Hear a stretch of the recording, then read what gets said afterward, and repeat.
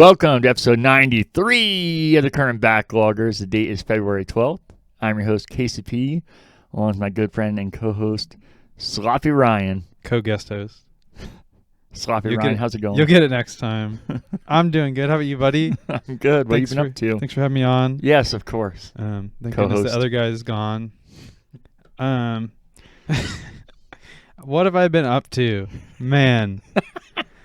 So last week I promised stories and tales of the moving adventure, helping my brother move, and boy, was it an adventure. I feel like it's about to be very anticlimactic, but let's hear it. So I borrowed a truck from work. We have a box truck, and I was supposed to be at my brother's at 8:30, so I get to the office at 8. I was like, that'll give me plenty of time to go over there, and the guy who uses the truck, he's like, I'll have it all emptied out for you, be ready to go. Perfect. So I get there, it's full of stuff. He didn't take any of his tools out. It's just full. I'm like, I don't have time to deal with all this. So I like take out the easy stuff. I'm like, that's gonna have to do. So I get there, and of course, moving just sucks in general. I really hate it. Here we go again. But so we get there, and thankfully, it was just gonna be me and my brother, I thought. But then we convinced our two other brothers, to come over, help out, and my dad. So we had some help. So anyways, we get first load, no problem. Come back to the second load. On the way back, I'm driving. It's about a 40-minute drive, and just before I get back to his house to load up again, I hit a big pothole. Bang! I was like, oh shit, what was that? Just replayed hitting a pothole. And I could tell something was weird because as it was driving, like I heard a big pop kind of sound, and what was it like? Just felt off. I was like, that's not good. So anyway, so we get back, and I look, and I don't really see anything. Like, it doesn't seem like there's an issue. Like the tire looks fine. I'm like, okay, it's probably okay. So we get everything loaded up again, and then headed back out there, get on the freeway, and when I get on the freeway, I'm like, no, something's definitely not right. Like, it's like I'm having to like force the steering wheel to the right because it's like dragging hard to the left. And I'm like, well, I'm just gonna ship it. We're gonna make it. So we get out there, and my brother's like, what's going on with the truck? I was like, I think I hit a pothole or something, and it's acting weird now. He's like, yeah, you got like a lean to it. And I like get out and look back. I'm like, oh yeah, you can noticeably see that the truck's leaning now. I was like, that's not good. So then I look at the tire, and when I look at the tire again, it's like, it looks like it's almost flat, like it's about to fall off the rim. I was like, what? This is not good. So we get unloaded, and then we get back, or after we get unloaded, I was like, well, I need to get this tire reinflated and see if like that helps. But my brother didn't have an air compressor at his new place. I was like, well, I guess we got to try and get it to the gas station up the road. So we limp it over there, and then we gotta, those air pumps never work. They never work. But so anyways, we get to the first one, and it's like they usually do at Sheets. Well, there wasn't a Sheets nearby. Yeah. But so we get to, I think it was a BP, and pull up, and of course it was like $2.50 for air. I was like, that's ridiculous. So anyways, I pay for the money. It comes on. I'm like, all right, at least it's going. So set the pressure. It's supposed to be at 70 psi. It's a truck tire. So get it hooked up, and like I'm sitting there. It says it times after 5 minutes, and it's at like 20 psi when I start, and it takes like the full 5 minutes, and it keeps airing out. Like it just like it'll go for a little bit, and then it'll like be climbing 25, 30, 35, and then it'll just like start going down, and then it'll just say air, and it's just over and over, and I get up to like 40 psi, and that's all I can get to it. And I was like, well, so we had to find another gas station, go across the road, go to that gas station, pay another $2.50, get it going, and then when we hook up to that one, it says it's at 65. And I was like, why did the other one say it was at 40? So we, all right, well, I don't know which one to trust, but so we get it all the way up to 70 according to that one, and it doesn't even look completely full, but I was like, well, I don't know what else to do. So then we had to like limp it back to the because he's way out east of Columbus. There's like a half-hour drive back to the office, and I get it into the shop. And as I'm backing up, we have like a really steep ramp that goes into our shop where we park it inside. And as I'm backing up, I'm by myself at this point, and backing up, and all of a sudden, big crash and big bang. And what happened was the back has like a lift gate, and the lift gate has like 2 metal posts that go down lower. And apparently that 2 inches I lost was enough to make it sag enough to hit the ramp. It like bottomed out on the ramp as it was coming up. So luckily nothing was damaged, but it just scared the crap out of me. I was like, why did it hit? So then I had to pull in instead of back in, and thankfully that worked. And then, yeah, it was an adventure. So did the guy that gave you this truck, does he know about your adventure? Yeah. I called him. Unfortunately, I had to bother him on Saturday. I don't like doing it, but I called him because I was like, he needs to know. So I was like, hey, I broke the truck. Let me know what it takes to fix it, and I'll pay for it or whatever. And he was cool. He's like, no, it's an old truck and it's pothole season, so don't worry about it. Like, okay. Must be a season of the potholes, that song says. So that was most of my weekend was that, and then Sunday he went and rented a truck, and then we moved another load. And he's still not completely moved. He's got a lot of work to do. I'm glad I'm not him.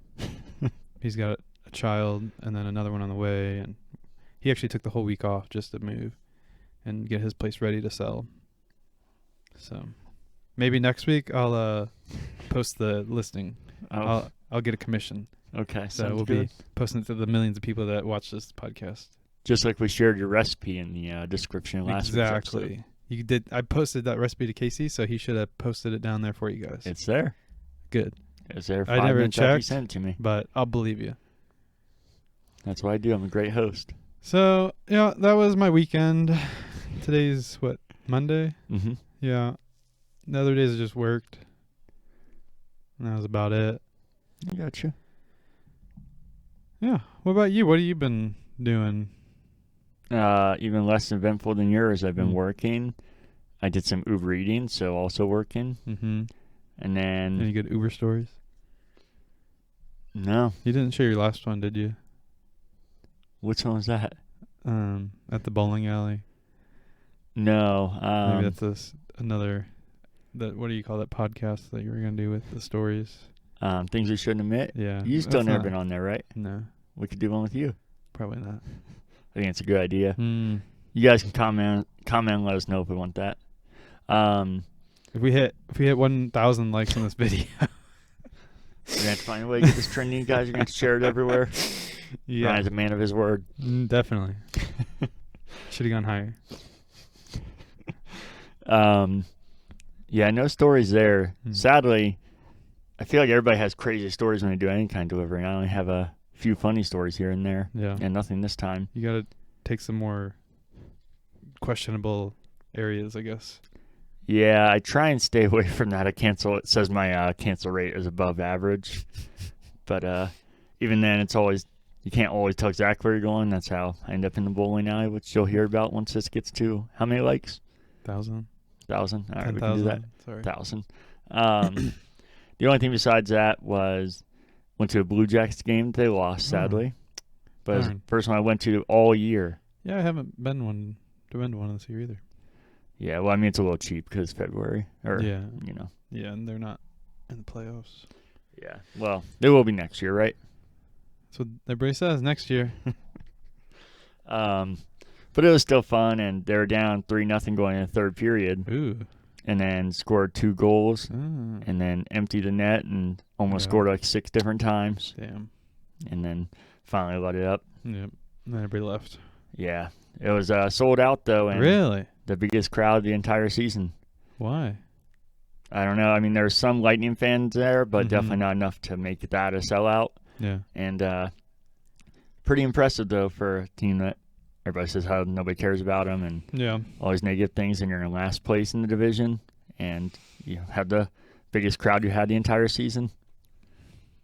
That's odd. They have like a promo running or something, or? Nope, nothing more than anything normal they do. Yeah. That's interesting. It was the first game back after the All-Star break. Yeah. But that could work both ways because people Yeah. might be not used to them playing again, and Yeah. They So- forgot about him. yeah, so pretty impressive. No. Any random things you want to talk about before we get into the show? No. No. Mm-mm. Did you watch the Super Bowl? I did not. No. And it's like, that's all people want to talk about today. It's fucking annoying. You're like, you watch? Oh, wasn't that a great game last night? I was like, no, I didn't watch it. Oh, you didn't watch it? Are you serious? Like, people are offended that I didn't watch it. Like, it's like people ask if you went to church almost. They're like, I actually wasn't gonna watch it, and you know how big a football fan I am, but I fucking hate the Chiefs, mhm. and I thought they would win, Yeah. and I don't like the 49ers. I was rooting against the Chiefs, but I wasn't. It's not like I was rooting for the other team, so I Yeah. didn't plan to watch it. I was just gonna do Uber eating, but then I got done earlier than I thought, so I just turned it on in the background here and watched the second half. Taylor miss- doesn't lose. That's right, she sure doesn't. I should have put money on that. You should have. I had 150 on it and won 310, Mhm. and then two separate bets. I was 1 point away Mm. from 600, Oh. and what makes it even worse is there's a blocked extra point, Oh no. and the game-winning touchdown. They don't kick the extra point during the Super Yeah. Bowl, so that literally, So that cost you a lot of money. yeah. Well, didn't cost me much, but it Yeah. cost me the chance at a lot of money Yeah. because that was a $50 bet. Well, you're not a true gambler unless you count your potential losses. Yeah, that's winnings right. as losses. And then there's a $450. I was gonna say $450 bet. It was $50 bet, $450 Yeah. profit, Yeah. and that one was to have Travis Kelce, douchebag, catch Uh-huh. a touchdown, Uh-huh. which he was 5 yards away and got tackled. So it's like they were rubbing in my face. But it's hard to complain when I still profited Yeah. 310. That's not even including what I bet. So Yeah. yeah, That's good. yeah. So that gave me a little bit of reason to watch, especially because I fucking thought the Chiefs would win. I even bet more when the Chiefs were down because I was like, I've seen this before, and Mm-hmm. they're the fucking new Patriots, so it's gonna happen. Yep. And like you said, Taylor doesn't lose, That's right, bud. and that was one of the only good things about watching the Super Bowl You is got like 8 appearances of Taylor. way more than that. That's what I thought I saw like a chart and breakdown. It was like about a minute of screen time and like They definitely Like- cut her more than 8 times. 'Cause I saw Okay. her at least 8 times. I only saw the second half, okay. but I mean for good reason. She Was she balling out? was balling out, and she was boobing out too. The entire half was netting. So you Yeah. could see it. It was- Uh, it's a little. I mean, it's kind of good and bad because I'm like, yeah, there she is, and it's hot, and I'm like, she's fucking wearing this douchebag's clothing, cheering one of my most hated teams. Did it upset So it's you bittersweet. when she kissed him at the end? Yeah, but I also thought he was gonna propose, so Oh, he I was did. kind of no. So, That's good. but then I also thought he was gonna retire after that. Propose with a Super Bowl ring. Yeah, and then retire, and he didn't do that, sadly. So Uh, yeah, it's all a little bittersweet, Yeah. you know. Yeah. Did you watch the trailer for Deadpool? That I premiered during Super did. Bowl? I watched it in the parking lot because you text. I listened to your message on the way over. I said, "Well, I was a little early, so I'll just watch it on the parking lot." And What do you think? it was very good. I think that I genuinely laughed like twice watching it, and that's like if you can laugh during a trailer, I think it's gonna be really good. What do you think? I hope you're right. I think it's going to be very good. I don't know if my expectations were too high. I do think it was a good trailer, but Mhm. I was kind of let down overall. But I still think the movie's going to be excellent. Yeah. My worry with this, I don't know how much you know about it. This is the first time that Deadpool is involved with Disney. You might have caught on to that with the jokes he was making. Yeah. He's beating down on pretty good. Yeah, and the MCU, Yeah. which I think that's just funny. It's not like I'm offended by it at all. I just think they go too far where they overuse it and make it not funny. Yeah. But if he does it right, I think that can make it extra funny. Because my biggest worry is I'm not a MCU or Disney hater like Cody is. I think there's definitely some downers, and I don't think the quality is what it should be anymore. But I think it's kind of like peaks and valley. I don't think there is all bad. But Deadpool was, I think what made it special, it was so different that it didn't feel like those. And they definitely are tying it into the MCU in this trailer. And like I said, I think if you do that right, it can make Deadpool even funnier. because I think you can make a lot of funny jokes off that. But I think if they don't balance it well Yeah. and just turn it into another Marvel movie, I think Beating a dead horse. Yeah. Yeah, I can see that.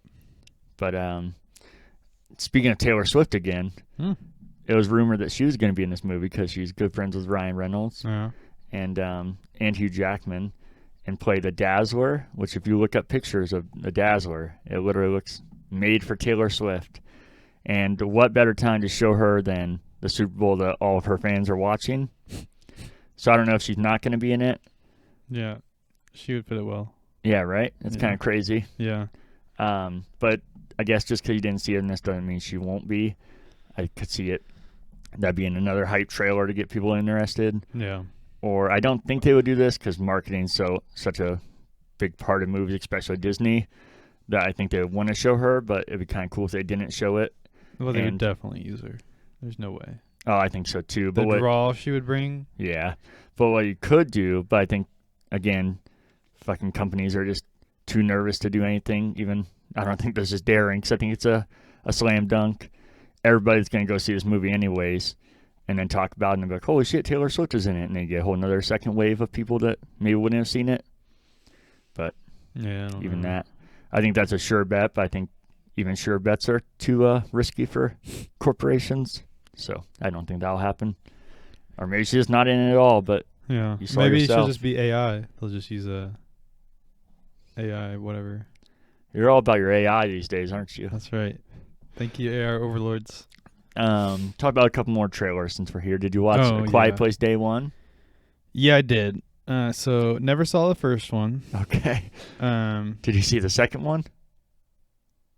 What? This is a third? Jesus Christ. I thought maybe you liked these. That's why I said you could watch it if you wanted. No, I haven't seen any of them. Why do they call it one though? Day one or something, right? This is a prequel? Yeah. Yeah. Well, anyways, so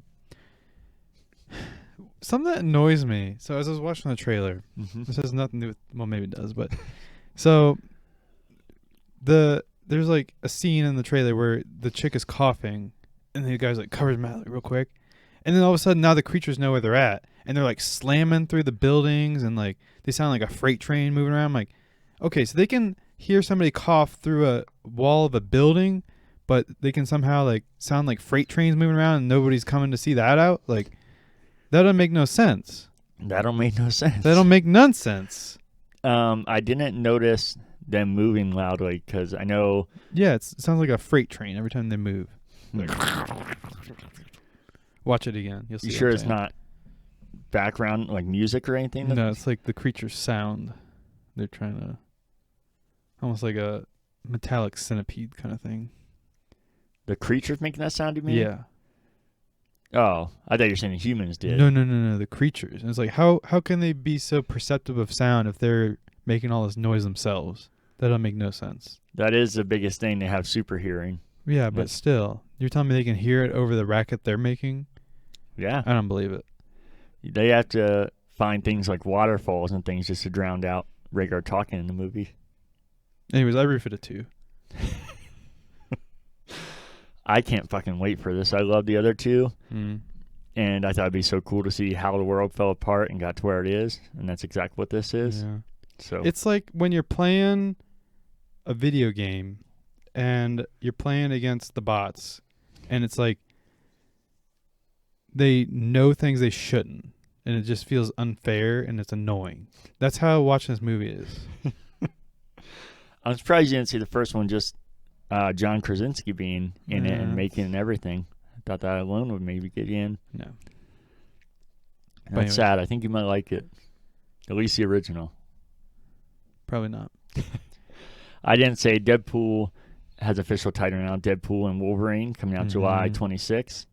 A Quiet Place Day 1 comes out June 28th. And then the last one we have here, Paramount Plus series, Knuckles. Did you watch this? I did. Did you see the Sonic movies or no?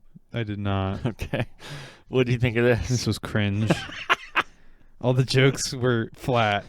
No laughs, no chuckles. The CGI just looks terrible. I'm not a fan of the clash of animated and like the live action world. Just feels wrong. it makes like the CGI even worse somehow. So, yeah, no, not a fan. Before I give my thoughts, speaking of mixing animated and real life, and John Krasinski again, the writer or director, I think, but Ryan Reynolds, the actor. Did you see the movie we talked about? The trailer, If? No. That's what it's called. I would say I think you really like it, but if you hate that, I don't know. Maybe you'd hate it. Knuckles. I feel like you might actually like the Sonic movies, but maybe not. I will say the thing I like least about the Sonic movies is that it's not in like Sonic's world, that's in human world. I do think the movies do it well, even though that's not how I would make it. I think they make for a good story and actually adds to humor.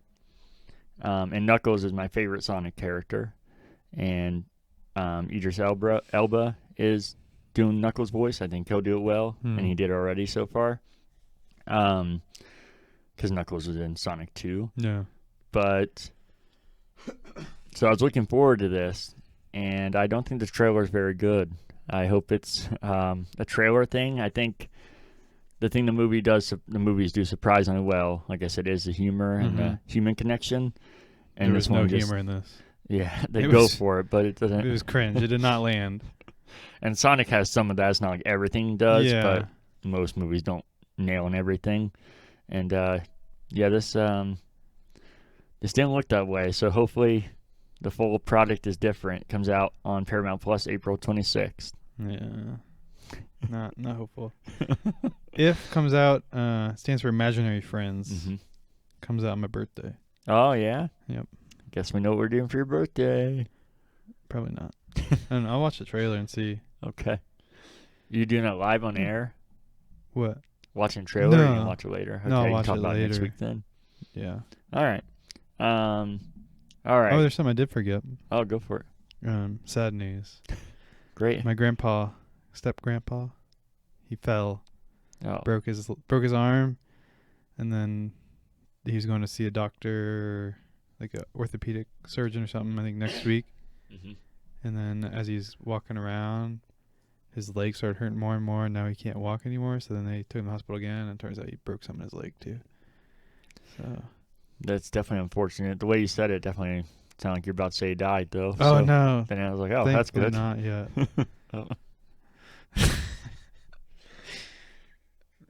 What? To get you out of that, Yeah. anything from last week's episode you want to talk about before we get into corrections, question, and feedback?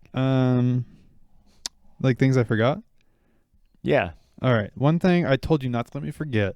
Yeah. And you let me forget. Oh boy, you're about to break your laptop. The YouTube, what am I looking for? Video. I saw that I want to talk about that I thought you'd find interesting. It's something called Wasteland Weekend. Have you heard of this? No. It's a kind of like like a Renaissance festival, except it's for like kind of Mad Max theme, I guess. A bunch of people go out into like the Nevada desert or Mojave Desert, I think, and they set up like a whole town, and then you buy tickets, and then when you're there, the only currency you're allowed to use is bottle caps. So Fallout. Yeah, Fallout. Yeah, I guess Fallout, Mad Max kind of combo. Yeah. It looks like a lot of fun. I think you should check it out and report back next week what you think. I'll do that. That sounds awesome, but I feel like Renaissance Festivals sound awesome in theory too, and then they're just really corny. Yeah. And people are way over the top. I'll just send you the video because it was like a pair of guys from, I think they run a channel like England somewhere, and they flew over for it, and they did it's like a 30-minute long kind of documentary kind of thing of like their first time doing it. It looked like a lot of fun. Like genuinely, everybody was really into it, and everybody seemed like really friendly and helpful, and definitely, I think I'd do it. I mean, even the Renaissance Festival, even though I think it's corny and kind of cringy, I still have fun there. Yeah. I just feel like it feels like it's going to feel like you're in that time period and different, but then people are just so over the top that you're just totally taken out of it, and you're like, this is not. Yeah. Yeah, we should check it out. Well, I mean, can it be realistic? Is everybody's nice and friendly, though? In the Wasteland, there's murder and rape and bombs. None of that's happening? There's like some role play stuff. Oh, all right. Like they do like one thing where like there's like a factions or whatever, and they meet up on the main street, and then like the one faction like concedes the other, and like they like cut out his eye or something, the leader's eye or something. I don't know. There's like a whole backstory of years back of stuff that's going on. Well, while we're on this, kind of going back to the trailers, did you see the trailer for Fallout? It wasn't recently, that's why No. I didn't put it in. I was curious what you thought about liking the Fallout games. We'll talk about that next week then. Is it the game trailer or? They're doing a series on Amazon. Okay, yeah, I remember that now. Yeah, I'll have to look at that. All right. What else? You got is a this lot. feedbacking? Not yet. Oh, okay. Well, But- wait for that. Well, if you don't have anything from last week, we can get into it. Feedbacking? 'Cause I don't have anything from last week. Yeah, we can go to correct question feedback if you're ready. Yeah. So, where's my name on the opening card? How come you still got Cody's name? You gotta get me in there, bud. Well, here's the thing. Uh-huh. That's not my artwork. Okay. So, it Whose just artwork stays that is it? way. Our friend Pete. Well, can't he correct it to Ryan? He said it takes a lot. A lot? That's what he said. Like, what does he need? You're going to be on a few more weeks, right? Yeah, but doesn't mean I can't come back. You don't Doesn't have to just. Last week was an audition. I didn't even say you're officially back yet. You're just here. Oh. All right, then. Maybe I won't come back. Okay. Oh. All right. No, I'll be back. All right. Sounds good. Okay. But no, even if you just like put like a Band-Aid over it and just wrote my name on it. We'd have to put a Band-Aid, I think. Our TV's blocked, but I think right here, too, where it says Cody for the entire show. It does? Oh, I didn't know that. Huh.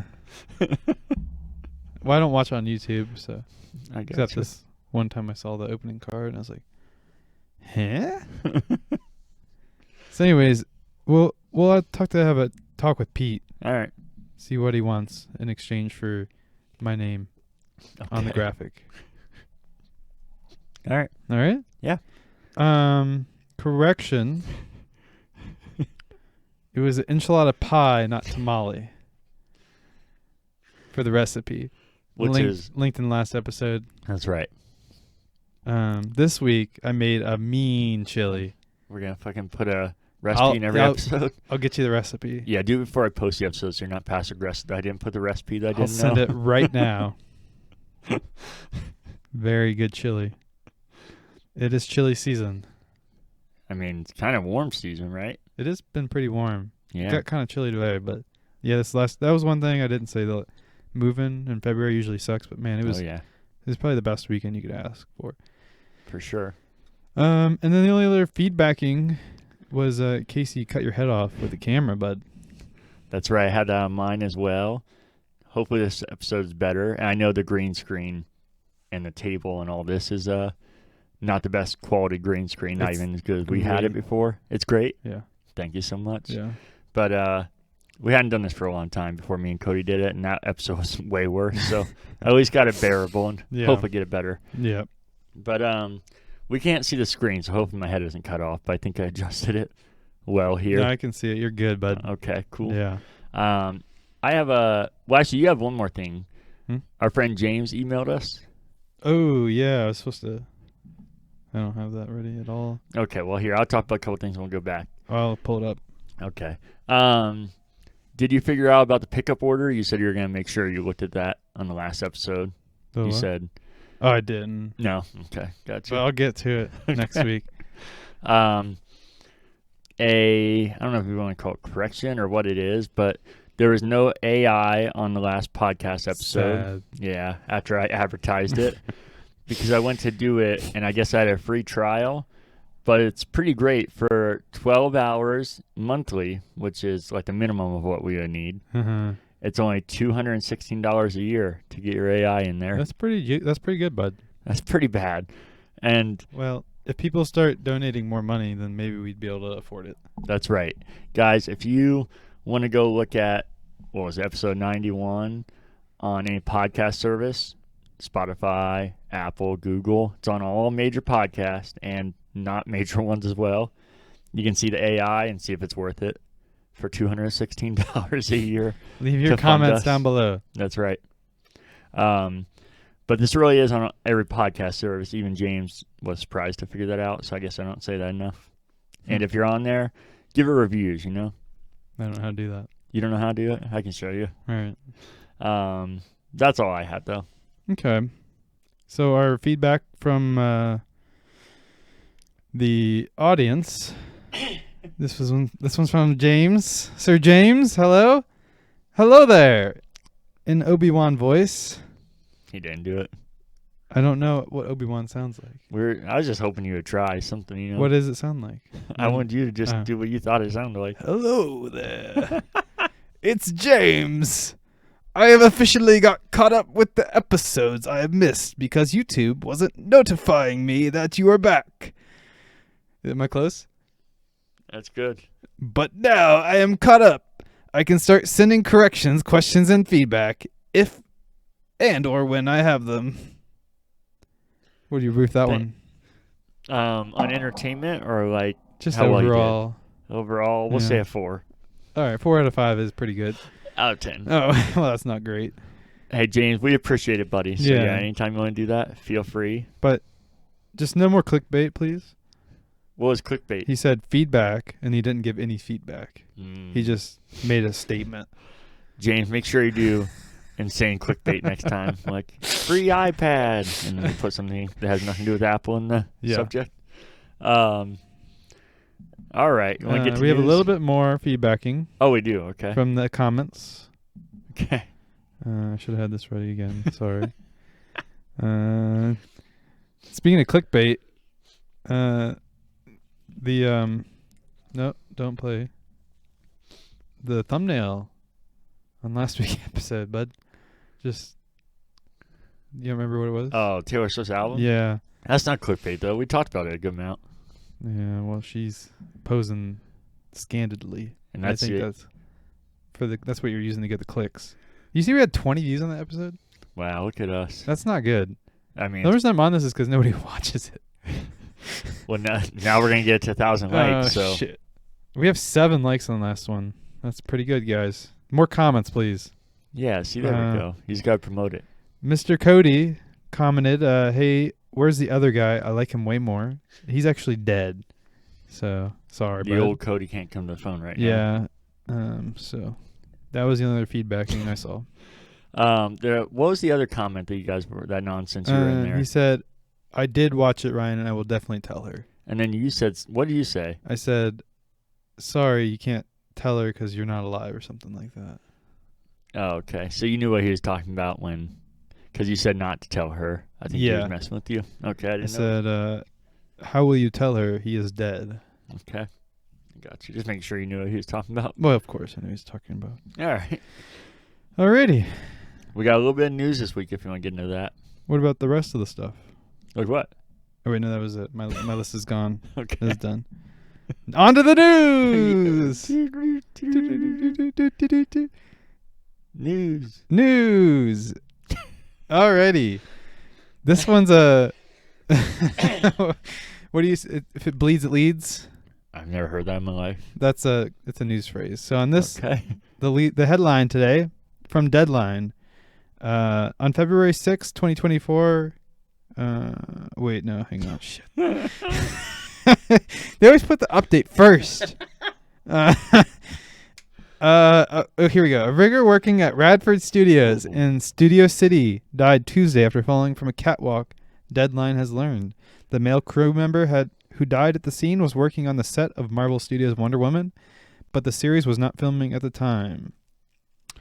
And then the update was a GoFund has been started and has raised more than $150,000 for the family of Juan Spike Osorio, the crew member on Marvel's Wonder Man?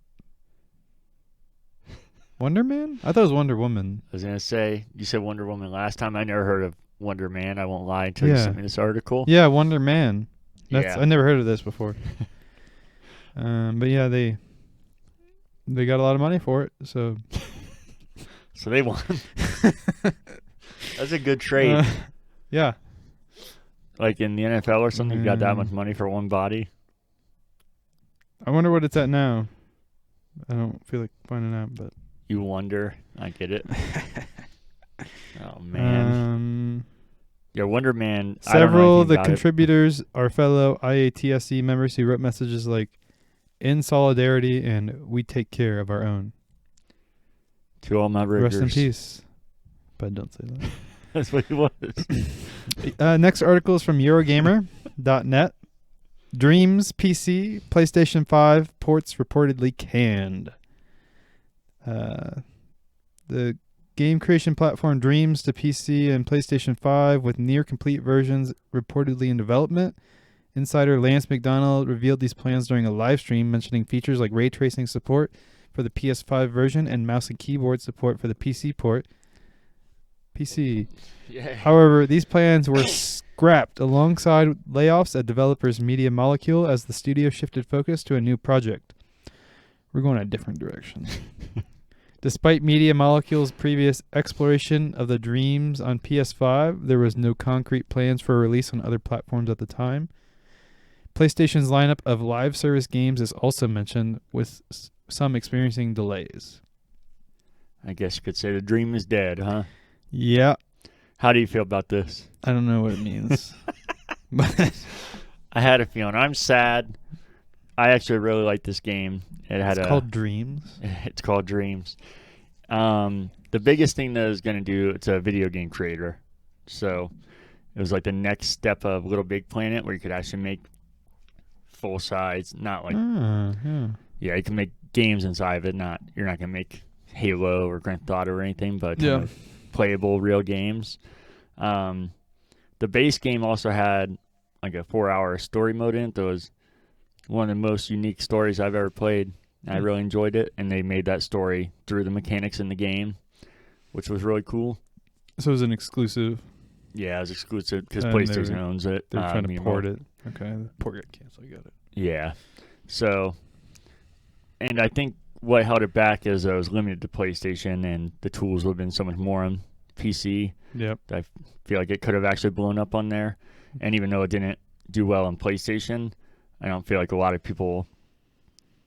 crossover is very high. So on PC, I feel like a lot of people would just thought it was a new game and just played it for what it is and not really cared what other people were saying. And it also wasn't reviewed to everybody. It's not like everybody hated it. There was people that were really into it. It's just that's a hard game to be 95% of players like this video game. Yeah.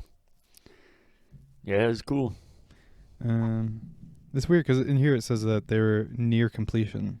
They were near complete versions in development. So it seems like they were pretty far along in the development process. Yeah, they've been talking about coming to PC forever, and everybody knew that's what can maybe make the game successful. Yep. Media Molecule is one of the most unique, I think, creative studios. They made a Little Big Planet, like I said. Mm-hmm. But PlayStation let them fuck around with Dreams for like a decade. Oh. So I can't imagine. It said they're moving it because they need to work on their next game. I hope there is a next game. We'll see. They're not just canceling the studio. Yeah. Well, maybe they could come over to the join the dark side PC Master Race. PlayStation owns them, so they'd have to let them go. Get canned first. Yeah. Okay. All right. Next article is from Game Informer. Disney and Epic Games announced partnership for games and entertainment universe connected to Fortnite. This was a very Disney-heavy news week. Epic Games and the Walt Disney Company have joined forces in a new collaboration, with Disney investing $1.5 billion to acquire an equity stake in Epic Games. This partnership aims to create a new games entertainment universe spanning Disney properties such as Marvel, Star Wars, Pixar, and Avatar using Unreal Engine technology. The project will allow players to craft their own stories and experiences within these beloved franchises. Disney's CEO Bob Iger expressed excitement about the venture, calling it Disney's biggest entry into the gaming world and anticipating significant growth opportunities. The collaboration follows previous appearances of Disney properties in Fortnite, highlighting the long-standing relationship between the two companies. Epic Games founder Tim Sweeney emphasized the collaborative nature of this endeavor, aiming to build an open ecosystem uniting Disney and Fortnite communities. Epic Games, known for titles like Fortnite and Fortnite, including Fortnite, sees the partnership as a continuation of their efforts. Is that what he said? No, that's all they're known for, really. No, I just didn't know if your AI was like. They said We haven't Fortnite a told lot. them. Yeah, sorry. But, yeah, all these articles have been condensed using AI technology. That's why I was like, it definitely said Fortnite a lot in this article. I might just spit that out over and over. Yeah, But they're also best known for Gears of War, buddy. but really Fortnite. Definitely now, but Yeah. then definitely Gears. They sees this partnership as a continuation of their efforts to merge different worlds in gaming. What do you think about this one? I don't really care. I mean, it sounds interesting if I was 12. Oh, roasted. Oh. I think $1.5 billion to have a stake in something. That's crazy. It's not like they bought Epic, just they have a stake Yeah. in it. And it also seems real backward that Disney is investing $1.5 billion. I know Fortnite's huge, but that's just wild to think about. They already have a relationship, so what do they need to invest $1.5 billion to do? Like, That's why I'm wondering you think what Epic exactly. would be paying them for the rights to all the shit they're giving them? And that's why I'm wondering what this is, because I don't think anything Pixar or Avatar has been in the games yet, but there's been shit ton of Marvel, Star Wars, Disney, or Marvel, Star Wars, yeah. And then a lot of other Disney characters aside from that, like random ones that have been in there. Yeah. So Disney is probably, I'd imagine, one of the biggest or the most common ones to have skins in Fortnite to begin with. So this must be something, I can't imagine what it is for that kind of money, but it must be something insane. I know it said how people could create their own stories with these things. There's definitely going to be, I feel like, a lot of limitations and filters to that. Can't imagine they're going to let you, like, behead Wall-E and the Avatar, the Navis are chanting you on. Yeah. I know the video panned out and showed it kind of looked like Disney World or something where there's like 10 worlds connected to each other. Like a park kind of thing. Yeah. And so I don't know if it's going to be it seems like every company's trying to do like a digital reality of some sort, even if it's not like actual virtual reality. So I don't know if they're going to try and make it a whole Disney thing. Like the metaverse. Yeah. The Disneyverse. Yeah, you can go in there and connect your Disney Plus and you can buy stuff like you would at the park. And go buy digital balloons and digital costumes. Yeah. I'm curious how Cody will feel about this because, as we mentioned, he loves Disney. He's a huge Disney Hail hater, the but mouse. he loves Fortnite and he buys a lot of skins and it's all about it. So I wonder if he's going to be conflicted or if he'll think it's cool because he'll probably hate it. This is probably the biggest thing to happen to Fortnite. Yeah. Obviously, Battle Royale is by far the biggest, but that kind of happened over time. It wasn't like that was big when it happened. Yeah. Let us know down below, Cody. Are you for the mouse or against him? Oh, the mouse he's definitely against. Yeah. All right. PureXbox.com brings us an article about something I don't know what it means. It's called Toys for Bob Office Closing. But apparently there's no need to worry. Rumors have circulated regarding Xbox's future, with claims suggesting that Activision developer Toys for Bob was facing closure following Microsoft's announcement for layoffs. However, Windows Central's Jez Corden had reportedly received confirmation that Toys for Bob, known for games like Crash Bandicoot and Spyro, is not shutting down, despite a state filing indicating closure of the Novato, California facility, and reports of 86 impacted workers. It is believed the studio will remain active. Additionally, Sledgehammer Games, a Call of Duty developer, is linked to the developments, with 76 workers reportedly impacted at its Foster City, California office. These developments follow news from the last month regarding restructuring efforts, including a temporary remote work and downsizing offices. Over the past year, Toys for Bob's supported Sledgehammer's Call of Duty Modern Warfare 3 game, and reports suggest both studios have experienced significant staff losses. You want to talk about Toys for Bob? Like, you do know what you're talking about? I have no idea what the hell that. I thought this was like a That's why it'd be joke. funnier. Toys for Bob. What kind of studio name is that? Yeah, I can't believe I didn't mention it. I guess it's technically Spyro, but most people don't even think about it, and I feel like some people don't even know that Skylanders, that's definitely what they're most known for. I don't know what that is. You haven't heard of Skylanders, like the original Disney Infinity? No. Wow, that's shocking. I'm not even a fan of it, but that's definitely the biggest thing they've worked on, because Spyro and Crash Bandicoot aren't their original properties. Those are bigger overall, but they didn't originally make those games. Those are definitely the games I care about the most, or the properties I care about the most. And I feel like that's one of the things people worry about when Xbox bought Activision. I feel like one half people were fucking psyched about all these properties that Xbox would have and bring back or remake, and I feel like the other half was worried that they didn't care about these and it would just be the biggest things like Call of Duty and the mobile games that Xbox bought. So I feel like this probably isn't a great start for the side that was hoping for more properties, and especially since they were already a team that makes platform adventures. We're helping them on Call of Duty. I was like, Jesus Christ. Just everybody works at Activision helps in Call of Duty in some way. Pretty much. It's something that probably makes some money. Yeah. Well, Call of Duty milk the cow. Yeah, the mobile game space, Yeah. because they own Candy Crush. And that's just a never-ending money Revenue drop. stream. Yeah. Is that still a thing people play? Oh, yeah. That, beside that and Call of Duty were the main reasons that Microsoft bought it. Yeah. Was fucking the Candy mobile. Crush. Uh-huh. Nice. All right. Next article from Kotaku. Overwatch's 2 Season 9 brings some of the most drastic changes yet. Blizzard is introducing sweeping changes that could significantly shift how Overwatch 2 is played. Overwatch 2 is set for significant changes in its 9th season starting February 13th. The update includes, which is tomorrow. Ooh. The update, tomorrow, today. When you guys hear this, it'll probably be last week. But anyways. Hope you followed that. The update includes passive healing for all heroes, alongside other adjustments aimed at increasing hero survivability. Each hero received a tweaked version of the support hero's passive, gradually healing them after avoiding damage. Additionally, heroes will receive buffs to their base health. To balance the increased healing, DPS heroes will now have a new passive that reduces a target's healing by 20% when dealing damage. It's so fucking stupid. Your finger. Blizzard is also adjusting projectile sizes and ranges for various heroes, improving hit consistency.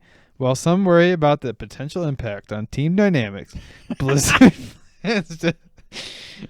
plans to assess these changes throughout the Season 9. The update also includes smaller details like a Pharah rework and tweaks to Junkertown map. These changes come amidst layoffs at Activision Blizzard, affecting the Overwatch 2 team across various departments. The only note I put here was this article has a large chart of changes that I refuse to read, but feel free to look it up yourself.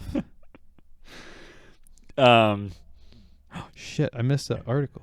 It's okay, we can go back. No, I mean, like, you sent me this one. I didn't run it through the AI optimization software. So I have to read it. I am not reading this. The main thing about this article is the regenerating health, because that's ridiculously different from what Overwatch has been. I'm curious what that will be for the game, because class-based, and one of the whole classes is support to be able to heal each other. So I think it'd be really interesting to see how they balance it and what the gameplay's like. Yeah. Because I don't play Overwatch often, but when I do, I always have fun. That game's fucking awesome and free to play. I didn't know that. Yeah, it was. What didn't launch free to play? The first one, I think the first one even became free to play, and then the second one was always free to play. What's the second one? That was a whole debacle. It's pretty much just the first game with new shit in it, and that's why it was free to play. Do you is that all you had to say? That's all I had to say. I was thinking we should start a new trend where we read. A lot of these have comment sections, and some of them are just just fucking great. Let me pull up the one for that one because there was some rage going on.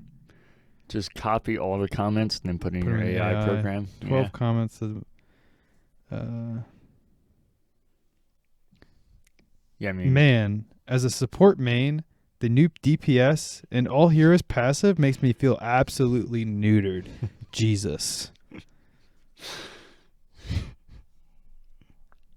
And then some memes, and then the Call of Duty-ification continues. So it's not looking like it's going to be well received. yeah, I mean, as normal, that seems extreme, but like I said, it is kind of key to the game that they have a whole class based around it. I don't think that instantly means just because you have regenerating health that makes those class pointless and change the whole game, but I think they are going to have to find a way to balance that if you want to keep the game what it was at its core. Yeah. You working with your AI over there? I'm trying. Oh, there. It's fine. Oh, this is not what I wanted. It's bulletizing it. We're going to maybe just have to. Oh, that's what I wanted. There we go. Better. Okay. So, this next article, Insider Gaming.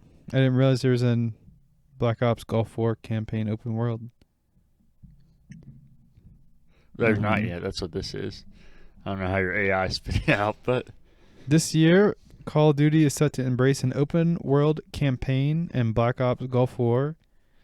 It won't be the first time this series has an open world-esque campaign, though. At first glimpse of what such a campaign would look like was first explored in Modern Warfare 3 and its open world missions. However, sources explain, unlike Modern Warfare 3, Gulf War's campaign is built from the ground up rather than using assets from previous entries. Currently, the game's open world will see the player and their squad navigate the map more akin to that of Far Cry than anything we've ever seen before in the COD universe.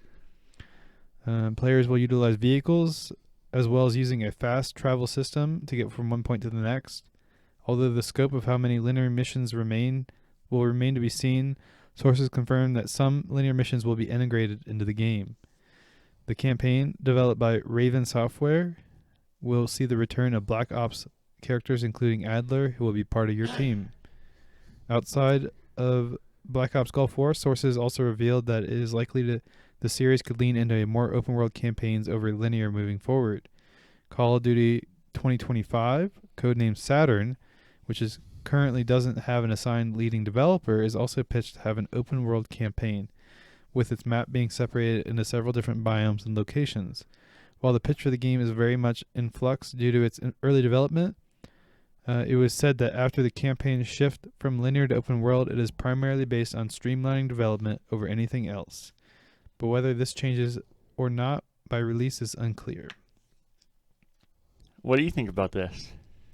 I think we're going to feel totally different, but that's okay. I think it could be good if they do it in the sense of like a game that did it really well is Red Dead Redemption 2, where it's open world, but you still have storylines to go down.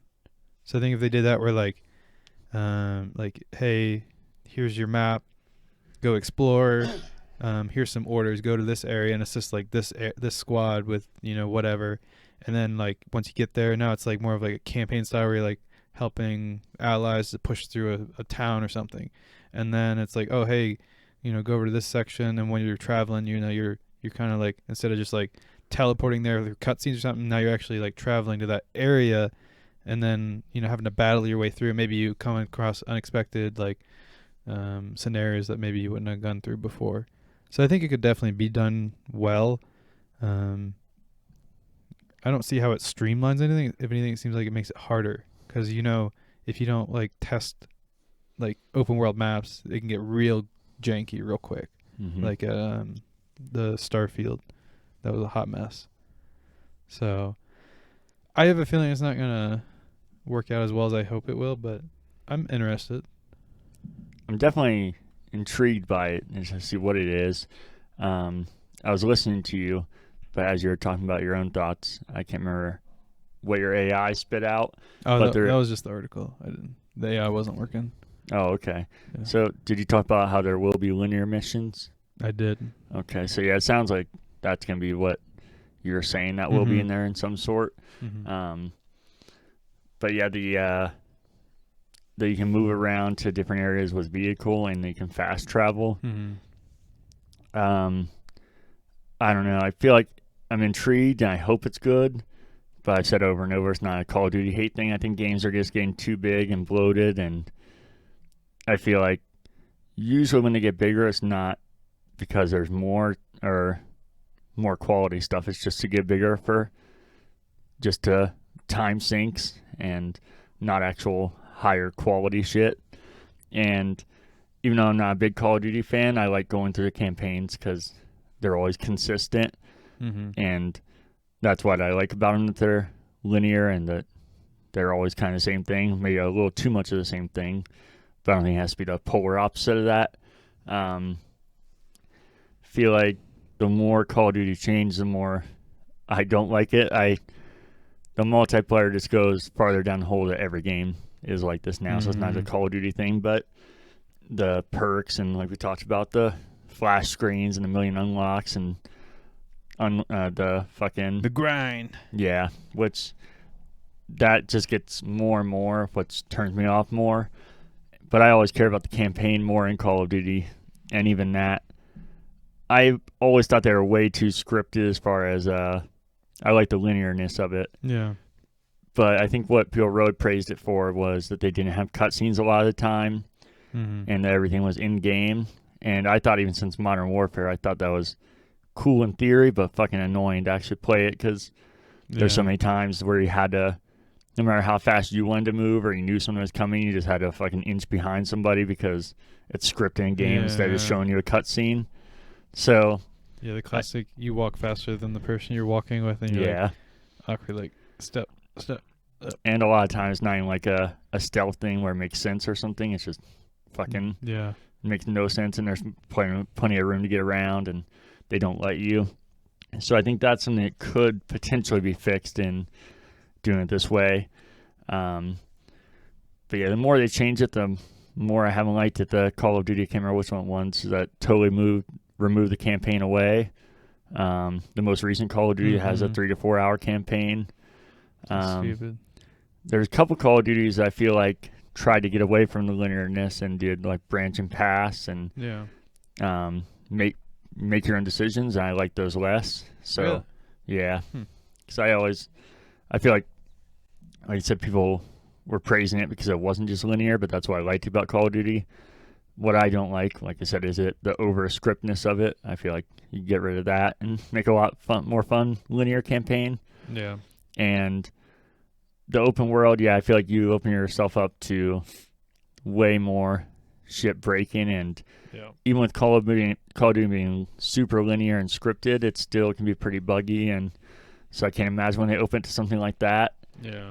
And then fast traveling and getting around in cars just sounds real weird in Call of Duty to me. Doesn't mean it can't be good, but that sounds odd. Yeah. And I can't think of anything more frustrating. I don't know how this open world works, but I can't think of anything more frustrating than when you're trying to get to a point and then somebody just like snipes you, and I don't know how it works, but that sounds fucking unbearable to me. Down between missions. I mean, that could be done cool if it was like a scripted thing that happened or something, but I'm just picturing like just constantly getting like pot shotted. Yeah. Having to like get sidetracked. Yeah. But if they do it right, it could be good. So yeah, we'll see. And this obviously is a report, so it could just be that we get another linear game, or maybe we don't get a campaign. Sad. All right. Next article from Kotaku again. Spider-Man 2's new Game Plus mode and more coming next month. Insomniac Games has announced that Marvel's Spider-Man 2 on PS5 will receive the much requested new Game Plus option in March. Don't know what that means. Along with other highly requested features and new suits for Spider-Man. The game initially launched without these features on October 2023, promoting anticipation for their addition. Insomniac previously suggested the update would arrive before the end of 23, but later postponed it until early 2024. The new Game Plus update is now confirmed to release on March 7th, according to a tweet from Insomniac Games. While the full patch notes haven't been provided yet, the update is expected to include features such as the ability to change the time of day, swap tendril colors, and using symbiote powers. Replace symbiote power. What does that mean? No, you had it. I was just laughing at you. And replace specific missions. Fans eagerly await further details on what else Insomniac may include in this update.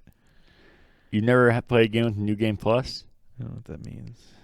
So you probably haven't, or you didn't know, didn't New pay Game attention to Plus? it. Yeah, instead of like just playing the game over again, you gotta go through with all your powers or unlocks or anything you have, so you can play the campaign over, but you're leveled up from the beginning. Yeah. I mean, some games handle it differently, but that's the idea. Some people scale it. Yeah. I like those.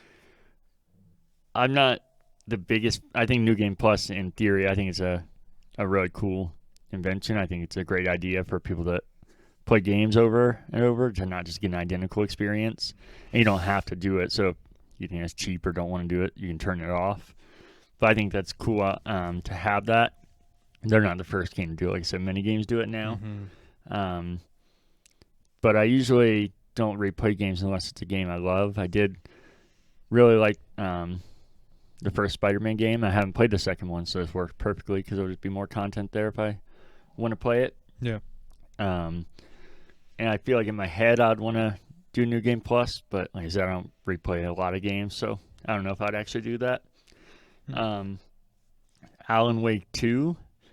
I'm not going to... Well, I can't even spoil it because I don't know because I've purposely not paid attention to it, but their New Game Plus, apparently you beat it, and then you beat it a second time, and there's additional things that happen in it and change the story. So I think that's interesting. So you're not just literally playing the thing over. Yeah. That's interesting. So also curious to see how they do it. Like, makes you want to play it twice. And then what happens if you get through and it's like you get a slightly different cutscene at the end and you're like, oh, that was lame. Yeah, well, it's the same for everybody each time. It's not like a... I know, but... Yeah. But no, yeah, that's why I haven't done it myself yet. That's why I'm curious to see how I do it. Yeah. Another Kotaku article. This one I didn't put through the AI because it's so ridiculous. The writer is just something else. So let me see if I can embody his spirit. Okay. As I read it. Taco Bell held an E3-like event, and it was weird. Are you folks excited about a giant Cheez-It stuck inside a Crunch Wrap? Hello, everybody. Welcome to Friday. You made it to the end of the week. Congrats. I have a treat for you all. Taco Bell's 2024 Live Moss event. What's that? It's basically a Taco Bell mini E3 complete with musical acts, announcements, and all the cringe moments you crave from something like this. Yes, if you guessed that this would be a weird, late capitalist fever dream, you're correct. I have no idea that this event was happening until someone on Twitter began tweeting about it. I think he means X. He's not with the times. I immediately dropped everything and started watching. The event opened with Taco Bell's CEO showing up and talking about how great the fast food chain is and how anyone can enjoy its tacos and burritos. To illustrate this, he pointed to a tweet that I'm 98% sure is a joke and wasn't meant to be taken seriously by anyone, especially not the dude running Taco Bell. It called Taco Bell, quote, the last great melting pot of class in this country.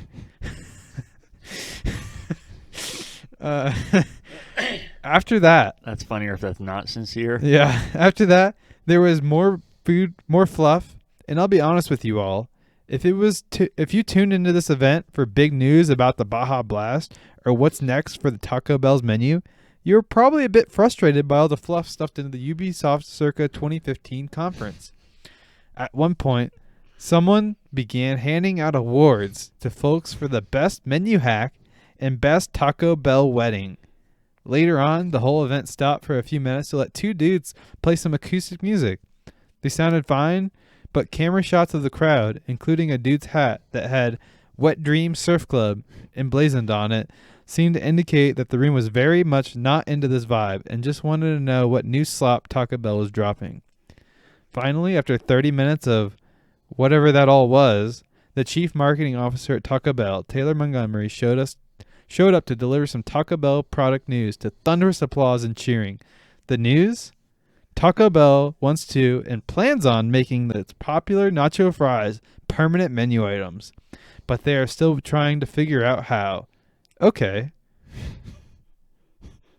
After that, he gave us a shadow drop.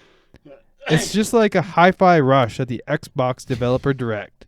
Announced a, quote, cheesy chicken crispanda, a shredded cheese-filled chicken stuffed empanada. Folks gasped, not kidding, when he confirmed that this new menu item would be available nationwide next week. Next up, he revealed Taco Bell is bringing chicken nuggets to the menu. What does that have to do with gaming? At the sight of these fried bits of chicken, someone in the crowd yelled out, "No way!" Montgomery was quick to reply, "Yes way." Whoever said no way, yes way girl. Then after some air horns, Montgomery revealed a new, quote, very limited time item, Baja Blast ice cream. It is planned to launch this summer. I assume at this point, at least one person in the audience had fainted from all this Taco Bell news. It was just too much. And for you all sauce packet sickos, Taco Bell knows you're tired of the boring old packets. And it's time to change them up this year. And we got our first look at the new ones. Exciting stuff, folks. I'm vibrating. But Taco Bell wasn't done. No. After all that, Montgomery showed an image of a crunch wrap and said, "Looks like a regular crunch wrap, right?" Folks, that's your first clue that this man is about to trick you all. And he did. It turns out it wasn't a regular crunch wrap. Gasp! But in fact, it contained a giant Cheez-It. Oh! Many folks in the audience. What? Someone else yelled at this revelation. Quote, "I present to you the Cheez-It Crunch Wrap." More cheering followed. According to Montgomery, this new item will be available at every Taco Bell this summer. The event ended with a wrap break. Enjoy your weekend, folks, and remember to live Moss. What do you think? I don't ever eat Taco Bell, so I will say I'm interested in the ice cream. Yeah, you don't eat Taco Bell because Taco Bell fucking blows and people Yeah. can't admit it.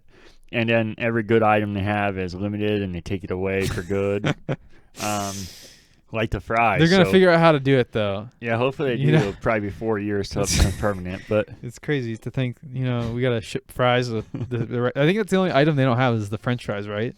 yeah. Yeah, because everything else is like just regular taco shit. Uh-huh. So it's like insane. How would they ever add frozen fries to their product menu? Unthinkable. Well, before we get into specifics, that's the main draw here. It's definitely this ridiculous thing they did a press conference. I almost want to watch it, but I feel like they knew it was cringy and Probably leaned into it. I feel like that's what made E3 so great. They were seriously trying to put on a great show. They were trying so hard to avoid the cringe, and it just consumed them till they had to do everything pre-recorded, and then they just gave up on it. Yeah, I feel like the fact that you said, "Why is this happening?" I feel like that alone tells you they're probably leaning into it. Fucking fast food restaurant doing a press conference like E3 or Apple. Yeah, it's I feel like they knew what they were doing, but they did it good. Sounds like. Yeah, I might watch it just to see for myself. Maybe I'll talk about it next week, but we can talk about specifics. Like this is E3. I am curious about the ice cream. I do like Baja Blast. I don't think that sounds like a great combo. It doesn't. Maybe like a Baja Blast ice cream float. Yeah, but even that, I don't know. Or I could see a swirl like a vanilla and Baja Blast. So that just sounds overwhelming. If it's just that, I don't know. But I'll try anything once. Hell yeah. Chicken nuggets in theory sound great. I imagine at Taco Bell there's gonna be horrendous, but the fries are really good. Are they? They are. If you get them fresh, and if you get them fresh, if they've been sitting there, they're nasty, and that's why I picture. Well, probably something weird with chicken nuggets because Taco Bell, but even if they don't, I feel it's going to really depend on how long somebody leaves them sitting there and get all. Yeah, they'll probably put taco seasoning on them. Yeah,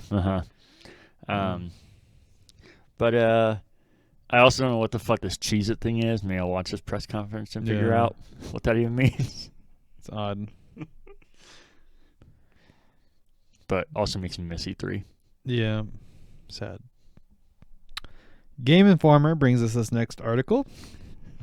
Title is Latest Nintendo Quarterly Results Reveal 20 million Zelda sales, 3 million Mario RPG sales, and much more. Nintendo has released its quarterly sales numbers, showcasing impressive figures, particularly with the releases of new... What the hell is wrong with you? Why are you always laughing at me? Because I feel like you're like doing like a teaser trailer. I feel like you're about to read the things you just said.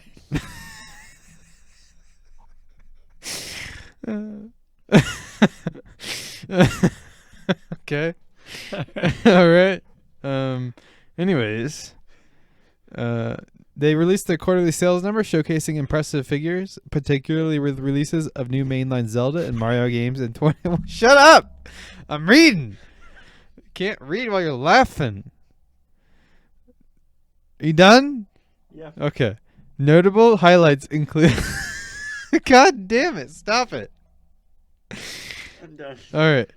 Notable highlights include The Legend of Zelda. What's wrong?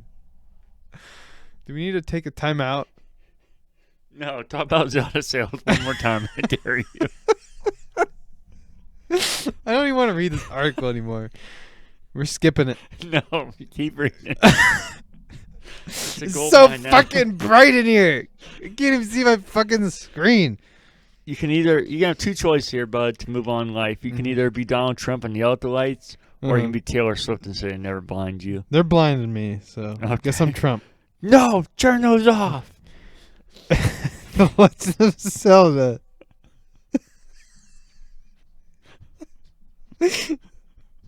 Do it. Do it. Why do you do this? I was doing fine. I was doing so good. That's only at work. You were so unworried that you kept talking about Zelda sales over and over. That's what the article says. What is... Sorry, folks. We'll get through this one. They sold 20.28 million copies since its May 2023 launch. I didn't know there was a Pikmin 4. Did you know that? I didn't know that. Yeah. I like the other Pikmins. I gotta try that one. Did you actually finish them? I liked them in theory. No, but I never finished any of them. It was way too grindy. Mm-hmm. Selling 3.33 million copies since July 2023. Super Mario Bros. Wonder selling 11.96 million. You can just round that up to 12. Come on. And Super Mario RPG selling 3.14 million copies since November of 23. Switch hardware sales have reached 139.36 million units, with top-selling games including Mario Kart 8 Deluxe, Animal Crossing New Horizons, Super Smash Bros. Ultimate. The report also confirms the positive impact of the Super Mario Bros. Movie on Mario-related titles, sales with Super Mario Bros. Wonder being the fastest-selling Super Mario title to date. To date. Got it. You nailed it, buddy. Anything you want to talk about Zelda there? They sold a lot of copies. Okay, gotcha. You a Zelda guy? Again, more in theory. I love the world. I played most of them. I finished. No, I didn't even finish that. I do want to finish Wind Waker at some point on Wii U. That's not where it originally came out on, but that's where I was playing it. But I love the world of Zelda. I think it's really cool, but the puzzles where it loses me. What's the matter? Oh. Zelda? Yeah.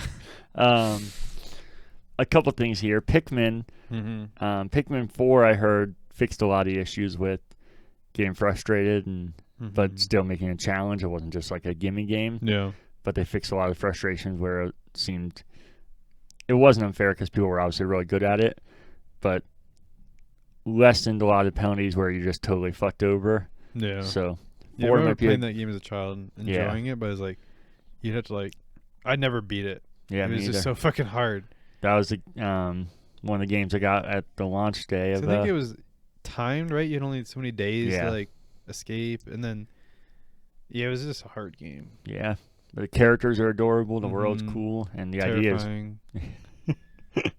idea is fun too. But yeah, it gets very frustrating in anxiety. execution.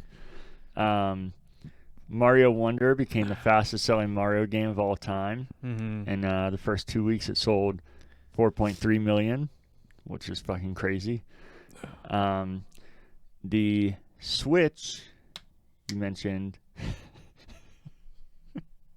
you mentioned that it's up to 139 million. Mm-hmm. The best-selling console of all time, PS2, 155 million. So Switch is definitely going to become the best-selling console of all Really? time. The PS2 is the best-selling console? Yep. That's surprising. Do you want to guess the second? I would assume another PlayStation. Nope. No? Is it an Xbox? Nope. Really? It's a Nintendo console. Yep. The GameCube. Nope. No. I don't know. Give you a hint. They include all hardware as console. All hardware? Mm-hmm. It's like handheld? It sounds like it could be.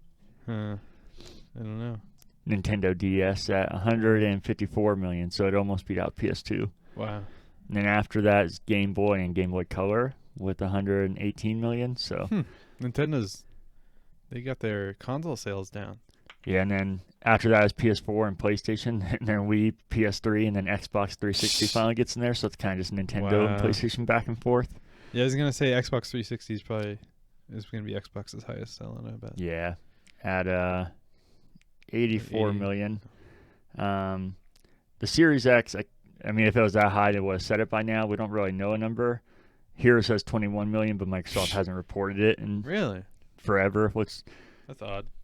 tells you it's probably Not doing because it's great. not selling as good as PS5. I bet it's selling really well, but yeah, compared to PS5, it's not. So it's probably why they're not saying anything. Not great. Like PS5 is 50 million on here, and that's still not accurate. It's higher than that. And Switch is the best-selling console of all time in Japan already.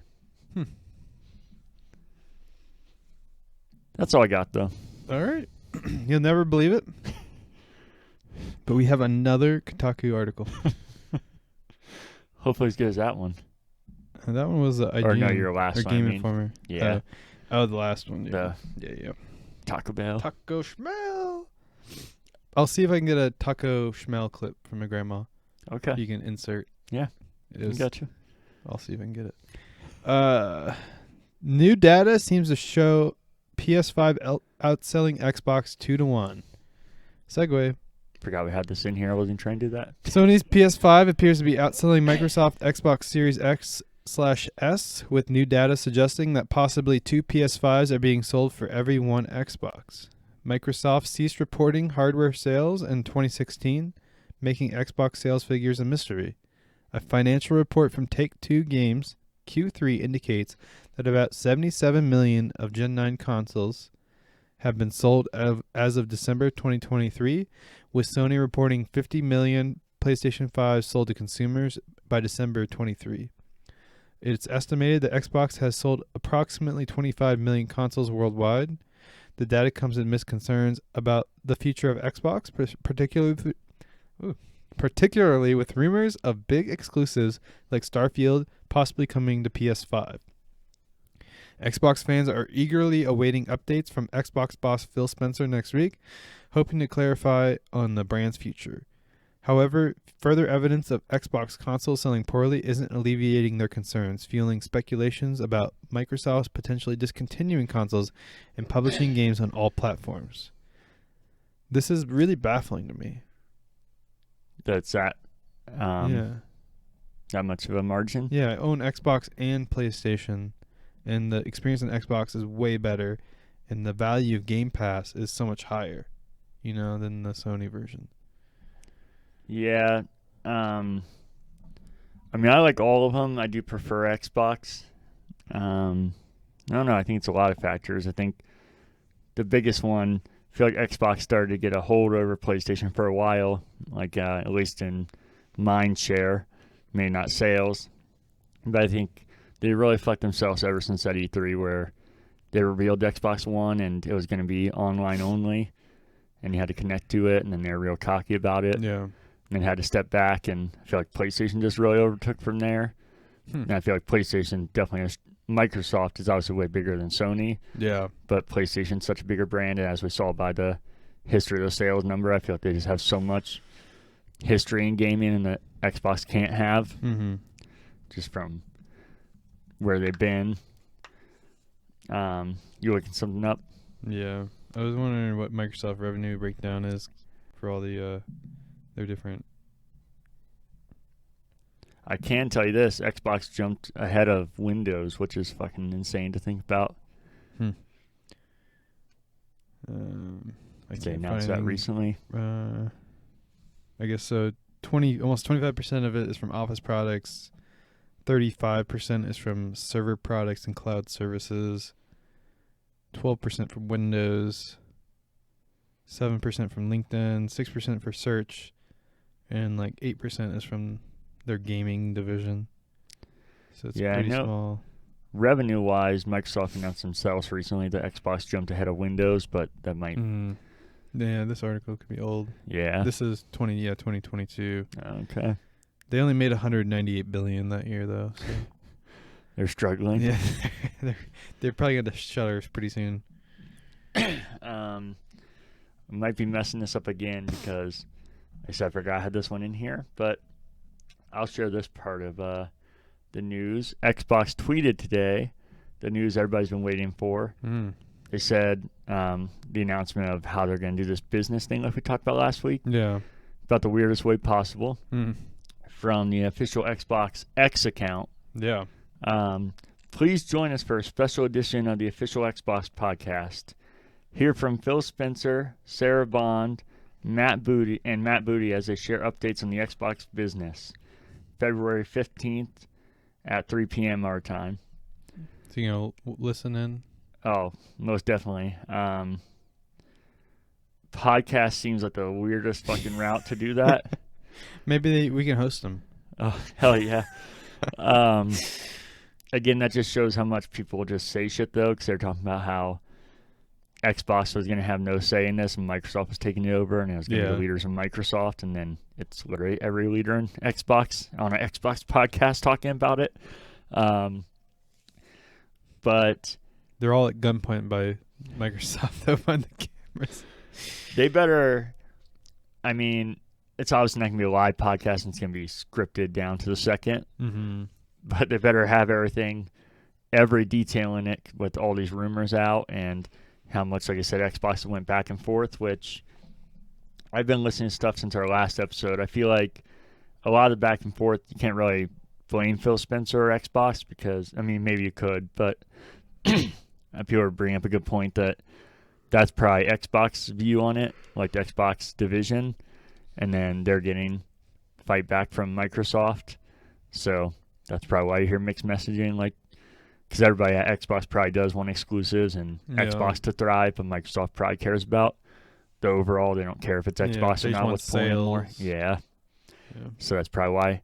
And obviously, that's Phil Spencer and all these people. That's their end boss. So you kind of have to follow what they say. So even if you think exclusives and that's how you feel, then you're going to have to contradict yourself when they're telling you to say something else. But they better have it down pat on the podcast. Won't. No, I'm guessing it'll be a hot mess and very, as I say, I think uninformative. I feel like they're gonna definitely tell you most of the things that you want to know that we've all been thinking about and hearing rumors about. But I feel like they're not gonna give you every detail about it, which is kind of what they need to do at this point with all the mixed messaging and the worries that people have, and like hardcore Xbox fans flipping over and getting out of gaming. I feel like you need to go all in and do it right. Yeah. We'll see, though. February 15th. Hopefully. All right. Next article from IGN. Disney Plus loses 1.3 million subscribers following price increase. On the bright side, it cut its streaming business's losses by $300 million. During Disney's Q1 fiscal year 24 earnings call, it was revealed that while Disney Plus lost 1.3 million subscribers in its final quarter of 23 following a price increase. It also managed to reduce streaming business losses by $300 million. Disney Plus saw a decrease in subscribers from 112.6 million to 111.3 million, while Hulu gained 1.2 million subscribers, reaching 45.1.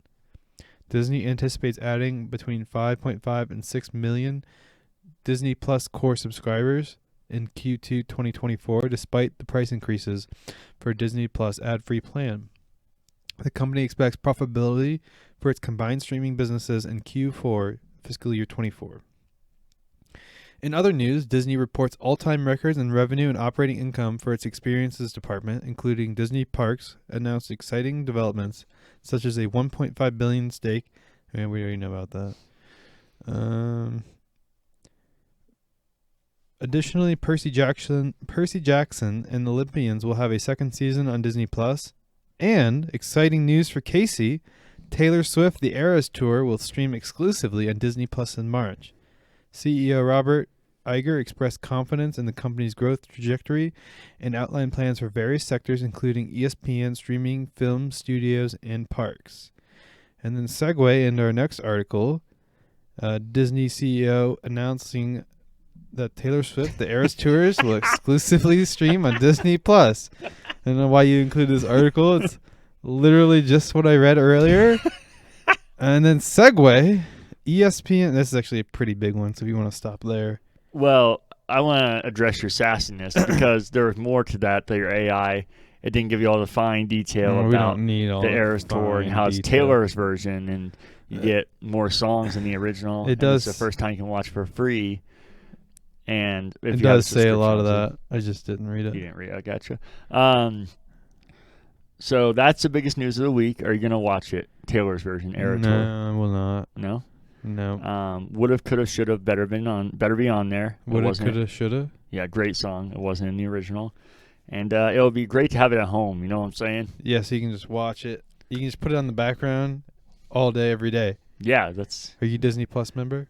Of course I am. So you're going to be listening and watching? Oh, yeah. You going to do a watch party? Probably a solo watch party. Okay. You know what I'm saying? But we can also do a watch party. But I think the next one actually kind of connects to this. So unless you have anything to say, we can. No, I don't. Okay. ESPN, Fox, Warner Brothers Discovery forming joint venture to launch streaming sports service in U.S. The following companies I just read have reached an agreement to form a new joint venture aimed at creating an innovative, streamlining sports platform. Scheduled to launch in fall 24, the platform will offer a comprehensive lineup of sports content, including major professional leagues and college sports. Subscribers will have access to linear sports networks like ESPN, Fox, and others, as well as ESPN Plus.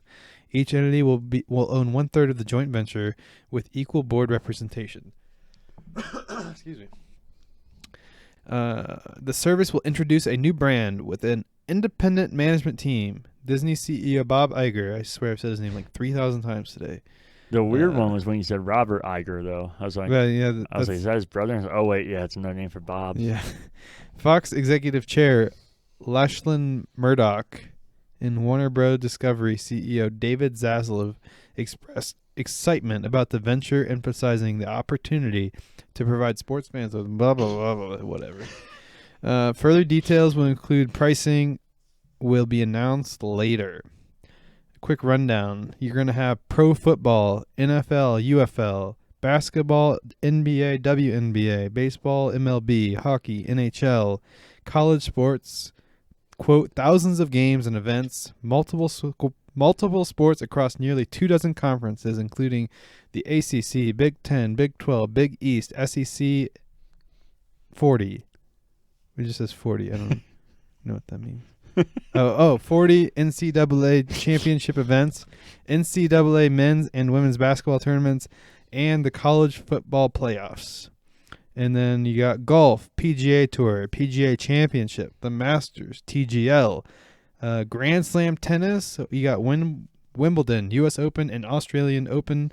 Cycling, Giro d'Italia, UCI Mountain Bike World Cup, and Giro Donne. Soccer, you got FIFA World Cup, U.S. Soccer, NWSL, MLS, La Liga, Bundesliga, UEFA, and CONCACAF. CONCACAF. CONCACAF, however you say that. Under combat sports, you have the UFC and Top Rank, Auto, Formula One, NASCAR, and 24 Hours of Le Mans. That's a lot to put under one umbrella. Woo! My note was pricing has to be reasonable for this to have any sort of success. And I feel like it's going to be outrageous. You think so? What do you think outrageous is? I think it's going to be approaching at least $60 a month. Oh, God. I think.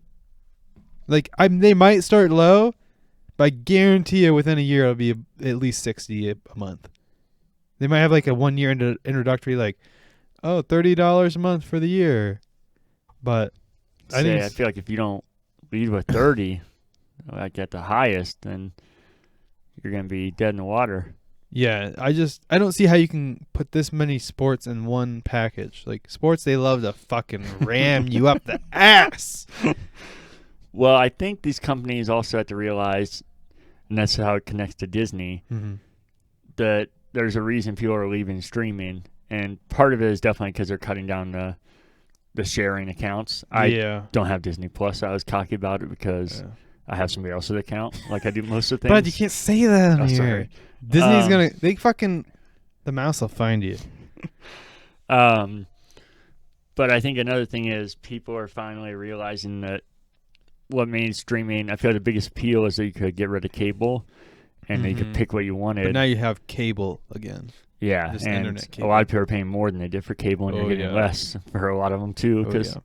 So I do think, in theory, this is a good idea because I feel like that's what's going to need to happen. You're going to need to consolidate them into packages for these things to survive. You can have 100 different things, but then it also becomes like cable if you're like, there's packages of things you need to get. That's literally like Showtime and HBO and just like they used to do on cable. And it's also confusing because ESPN is in a package with Disney Plus right now. So I don't know if that goes away or if you get multiple options. That is odd. I don't know how they're going to do that. It seems like they're like taking it away from everyone and just putting it on one platform. So now you can like, you want Disney, you got to pay for Disney. If you want sports, you got to pay for sports. If you want Disney and sports, you got to pay for Disney and sports. But we'll see. I just think the pricing is going to be outrageous. And I'm kind of concerned over one conglomerate having control over so many things. But I don't know. We'll see. Yeah. It'll be interesting. I think something needs to change drastically with streaming. I don't know if that's the right call. We'll see. But yeah, I feel like they're catching on to everybody getting on the dark seas. Pirate life. Well, you can't say that on here. You're going to get arrested now. Well, I didn't say I do that. I'm saying... You know a lot about it. I just know I've read a lot of Reddit tours saying that's what they're doing now because they're tired of paying hundreds of dollars a month. I think one of my favorite ones is Donkey Views. I forget what his YouTuber name is. I know on Sacred Symbols podcast I mention all the time. They talk about Donkey all the time. Donkey, yeah, he's a big gamer YouTuber, and he posted like a meme kind of video about how if you want to watch Pokemon, all the episodes, he like legitimately went through like the amount of streaming services and like order in which like certain streaming services have different like rights to different parts of the season. So like he's like, this is the order you got it. It's like a 7-minute long video of like switching between different like providers. He's like, on here you can get these for free, but to go from here to you got to it's like, so it definitely needs to change. It's ridiculous. Like the history of Pokemon? No, like if you want to watch right now, if you're like, I want to sit down and watch Pokemon from season 1 all the way through the end, you can't do it on one platform. The original series though? Because it was all on Netflix. I was watching it. Yeah, it's like broken up into a bunch of different streaming services. I haven't watched for a bit. They used to have all of them on there. No. So, let me ask you this: since you're not a sailor, as you say, you don't have Apple TV Plus, but yet you watch Severance. Where'd you watch that? What do you mean? I watched it at your house. No, you didn't. Yeah. I must have borrowed a friend's login or something. Yeah. All right. All right, cool. All right, I think I did the free trial is what I did. Oh. Yeah. I remember you telling you could do that and you said, fuck that, I can watch for free on the dark web. I would never do such a thing. Anyways, next comes from Cartoon Brew. The 7 most streamed films last year were all animated. Nielsen, a prominent U.S.-based data and analytic firm, has released its list of most streamed films and series of 2023. The film list was dominated by animated films that received theatrical releases, with Disney's 2016 animated feature Mona leading the pack, followed by Encanto. Interestingly, Moana. the Moana. What? You got it. Got it. Is that what it is, Moana? Moana. Moana? Yeah. I haven't seen that one. Did I say Moana? The first time you said something else, I can't remember now. You said Mona, and then I said Moana. And you said Moana. Moana. Where was I? You're at the Moana continue to maintain Moana. Sorry, I'll get it. Moana continues to remain strong viewer interest even years after the theatrical release. The only new animated films to enter the list were the Super Mario Bros. Movie and Pixar's Elemental. Despite differences in box office performance, both films garnered similar streaming minutes. Illumination Films also made a strong showing in the rankings. Surprisingly, Disney's Frozen, released in 2013, climbed to 7th place in 2023. On the series front, animation didn't perform as well, with Netflix's Gabby's Dollhouse being only animated series on a direct-to-streaming list.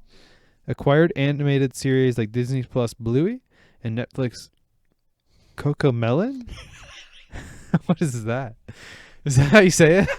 What's so funny? Is that not how you say it? That is. I just don't know why you're reading it like this. Coco Melon? Because what the fuck is a Coco Melon? Is that a person's name? Coco Melon. Fared better with Bluey doubling its viewing time for previous years. I put a note here. It says, not surprising because kids can watch shit over and over. The iPad generation strikes again. Well, to be fair, I was the same way. We could call us a VHS generation. No, I used to watch shit endlessly over and over. No, I was getting annoyed because my brothers would do that. Yeah, I They'd feel like watch the that's fucking dinosaur shit over and over. My God damn. I think that's a normal kid thing, from VHS to DVDs to Well, I streaming. get it, but You just weren't a normal kid. no, it was not. That's why you're Coco Melon? Coco Melon. Is that how you say it? Yeah. Coco Melon? Well, I'll be honest. When I saw this, I was like, how is there not one fucking live action thing in here? But then I thought the same thing you did. Yeah. I was like, It's just kids. no matter how popular it is, adults, even if they watch a movie, they love it. They watch it once, maybe twice. Yeah. Well, I was going to say, I think that's what most people do, but I think even some adults watch it over and over, but I don't think that's enough to, I think those are few and far between. I think majority of kids do this with their movies, so it makes sense. But at least Mario's on there. I can only think of one series I've watched more than once in recent history. Is that Chernobyl? Well, 2 then. So probably more. You're just blanking. Because you're kind of addictive in that way. No, not really. It was The Bodyguard on Netflix. What a banger. Haven't seen it. So good. Didn't you watch that Mindhunter? Didn't you watch that a couple times? I don't think so. Thought you told me you did. Or maybe a couple episodes. Maybe. I don't know. I don't remember watching more than once. Gotcha. Coco Melon. Coco Moana. Coco Moana. Moana. Moana. Get your Moana here. All right. I believe this is the last article. I got some screenshots and news. Don't worry. Oh, we Keep got the news more, going. guys. Sorry. This one, I didn't have time to AI-fize, so I'm just going to try and summarize it here live. From IGN, Atari is making a celebrity game show focused on its own brand. It's tentatively titled The Great Atari Celebrity Showdown. That's a mouthful. The Great Atari Celebrity Showdown. If for some reason you've ever wanted to relive the history of Atari in game show form, I have some good news. Oh, let's hear it. Let's hear it, Taylor. Is that a man? Why is... No, that's a woman. the profile picture is very small. It's hard to tell. So I opened it and it's like, no. See, I'll show you after the show. Okay. If for some, I've already read that. See, this is why I put everything in the Word doc so that way I don't get distracted. Where was I? Cocomelon. Atari's announced that it's making a celebrity game show focused on its brand. This is literally the title again. Why do articles do that? This is why AI is so good. Not much is known. The press reveal released that is the executive producer is Jay Blumenfield and Tony Marsh. The pair previously served as producers on shows such as ABC Here Comes the Newlyweds and Showtime reality series Gigolos. Gigolos? I don't even know what that I one don't is. know what the fuck this shit is. Why did you put this on here? This is not news. Because I love video games and I love game shows. Atari seems like a weird brand to do that cringe, with. Though. It depends how they do it. I feel like most game shows are a little corny, even the good ones. Like in Price is Right, one of the best game shows of all time. It's pretty corny if you think about it. I don't know how far you could stretch Atari out. I feel like that's a good brand in one sense because it gets a lot of older people interested in it. But it's pretty niche. But, yeah, I feel like, I mean, it was the biggest thing at the time, and it definitely catapulted gaming. But I feel like even if people like it, probably know a handful of games. They would never do it, but I feel like this would make more sense for something like Nintendo that has history and is still current. They have like endless things to pick from. Press release, quote, "The show celebrates the history of gaming, the culture of entertainment, and the joy of competing like we're kids. It's one the whole family won't want to miss." All right, so we'll be watching as a family. We do have a family plan. Probably not. All right, well, I'll check it out. That's it, bud. All Until right. you got your shit. I just have a few quick things. Quick. Peacemaker, fantastic show on Now Max, formerly HBO Max. Yeah. Is that a what you call it? Superhero? Yeah, it's DC, but I think you would like it. It's Deadpoolish, Sounds where familiar. it's fucking hilarious and highly inappropriate. Yeah. It definitely makes more sense if you watch the most recent Suicide Squad movie. Haven't seen it. It's not key to watch it, but I think you would enjoy it a lot more if you saw it, which I think you like that movie. And Peacemaker is a great show. Not that one, no. Oh. I mean, that's good too. It's hated on too much, but it won't have anything to do with this. Oh. Peacemaker had a fucking awesome intro and amazing song, and they announced with season 2 that it'll have a new intro with new characters. I'm a little let down because it's so damn good, but hopefully they'll nail it again. I love that too, you know. Speaking of shows, a show I mentioned on here many times, Welcome to Wrexham, which I think you would love if you watched it. I think so. I haven't. I got you. Season 3 is coming back April 18th, and I cannot wait. Is this the one about the real football team? Soccer, yeah. But they call it football. Yeah, but it's about soccer. That one. Yeah. With Ryan Reynolds. Yes. The owner. Is he in it much? He's in a good amount. But mostly it's just the lads. It's a mixture. A good mixture, I would say. But it's good. It's very good. I'll check it out. Okay. Maybe. You're the worst. There's a rumor that's been going around that we'll get a Nintendo Direct this coming week. So hopefully we do. I feel like it's been a little bit since we have like a full Nintendo Direct. There's been news here and there and smaller Directs, but hopefully we get that. And then the last bit of news I had, Wendy's is launching a new Frosty March 13th, Taylor Swift Day. What? They just brought back vanilla. Well, this is gonna be their best one yet. And this Okay, comes from somebody that hopefully. loves strawberry. I think this one's gonna. Ugh, that one's so bad. I disagree. I think this is gonna be better, even from somebody that loves strawberry. Orange dreamsicle, Ooh, now that might be good. right? Did you try? So I tried the strawberry one. Oh, did not like it. Okay. I like strawberry ice cream, but I just did not like it. Mm-hmm.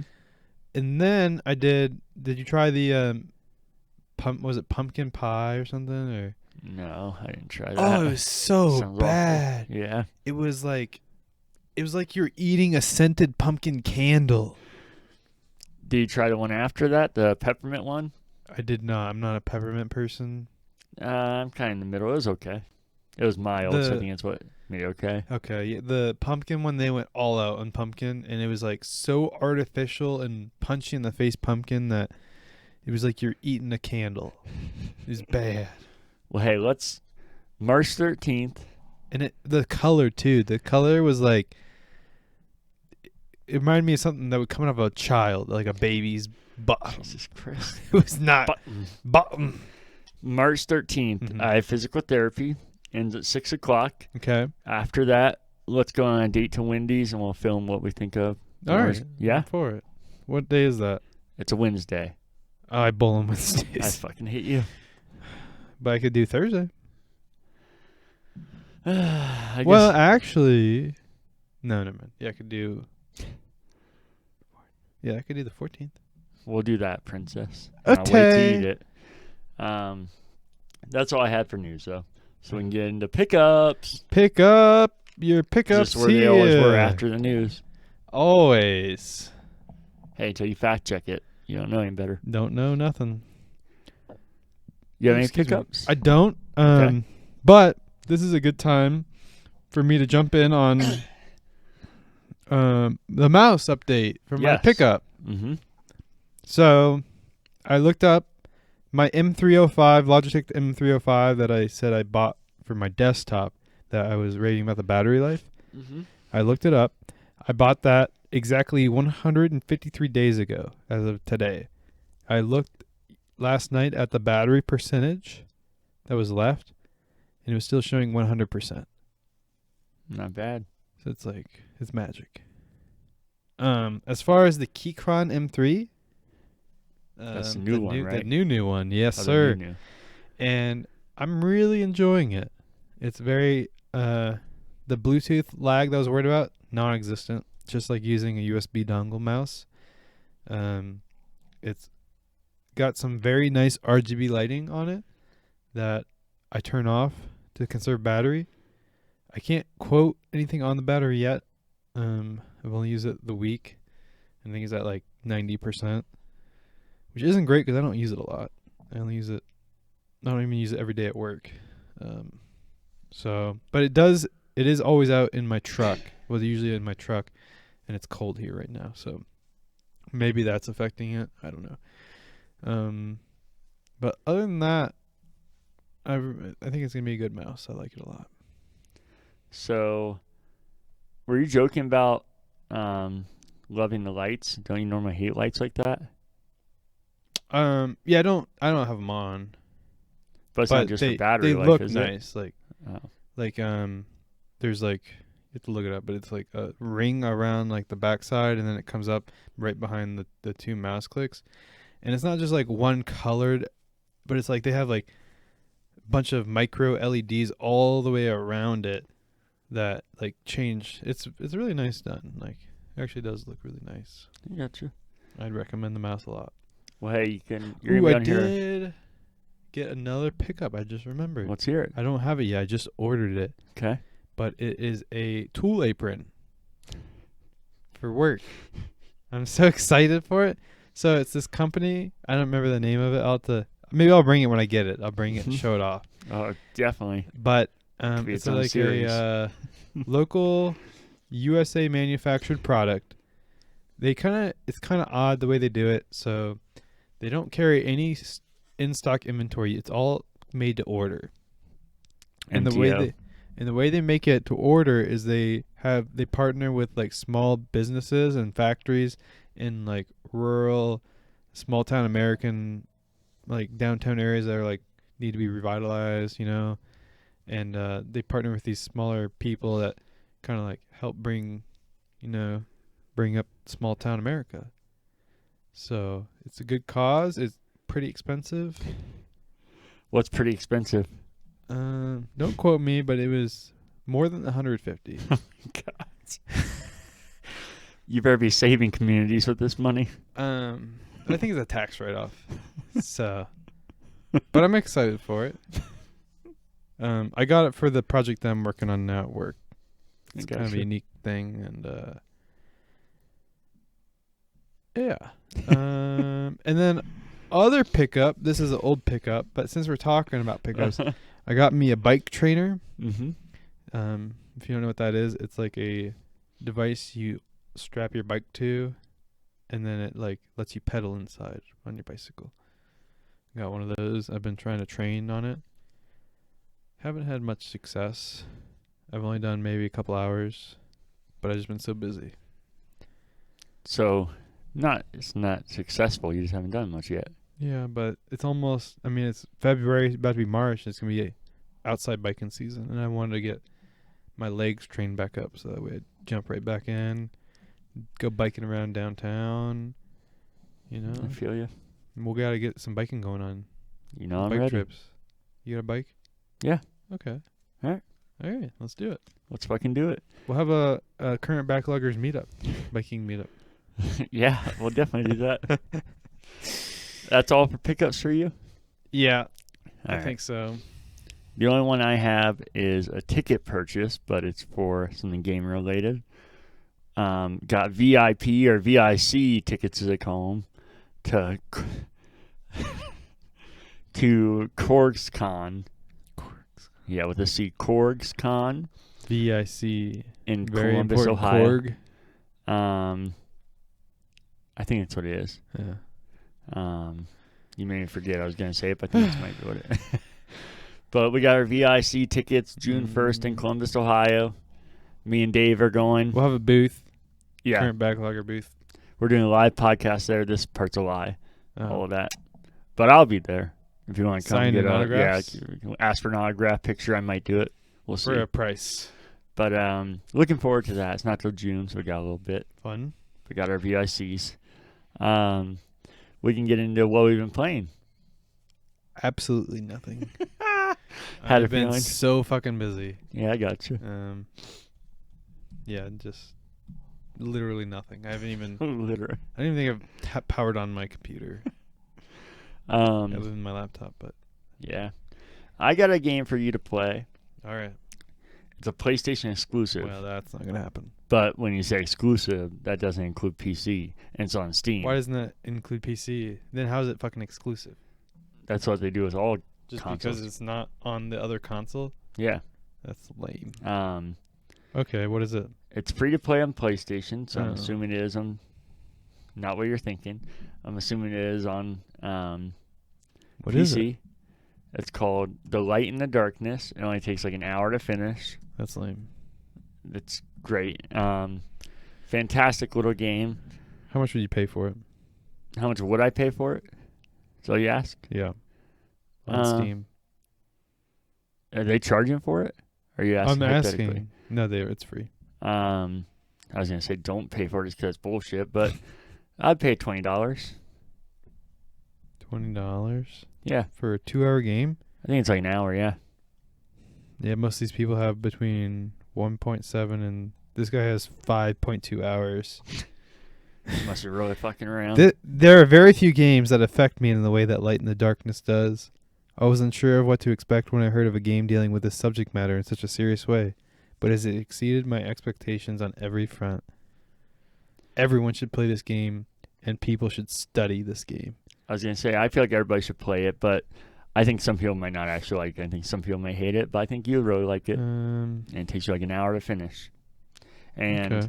I don't know about the achievement situation. I know you don't really care about that on Steam, but on PlayStation, I got all the achievements for finishing, Has all the Steve trophies. achievements?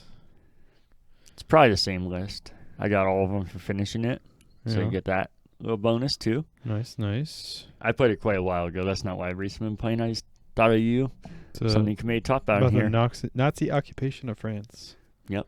During World War II. All right, I'll check it out. It's free. The graphics look wonky. Yeah, it's a super small team, and they put it out for free. Yeah, that's pretty lame. Yeah, They should have used Unreal Engine. Ray tracing enabled. that would look fucking weird on this game. What I have been playing though is Halo Infinite. Started a new operation. I think I'm level 9 out of 20. That's what they call their seasons now, because they're not technically full seasons. They do them like every month now.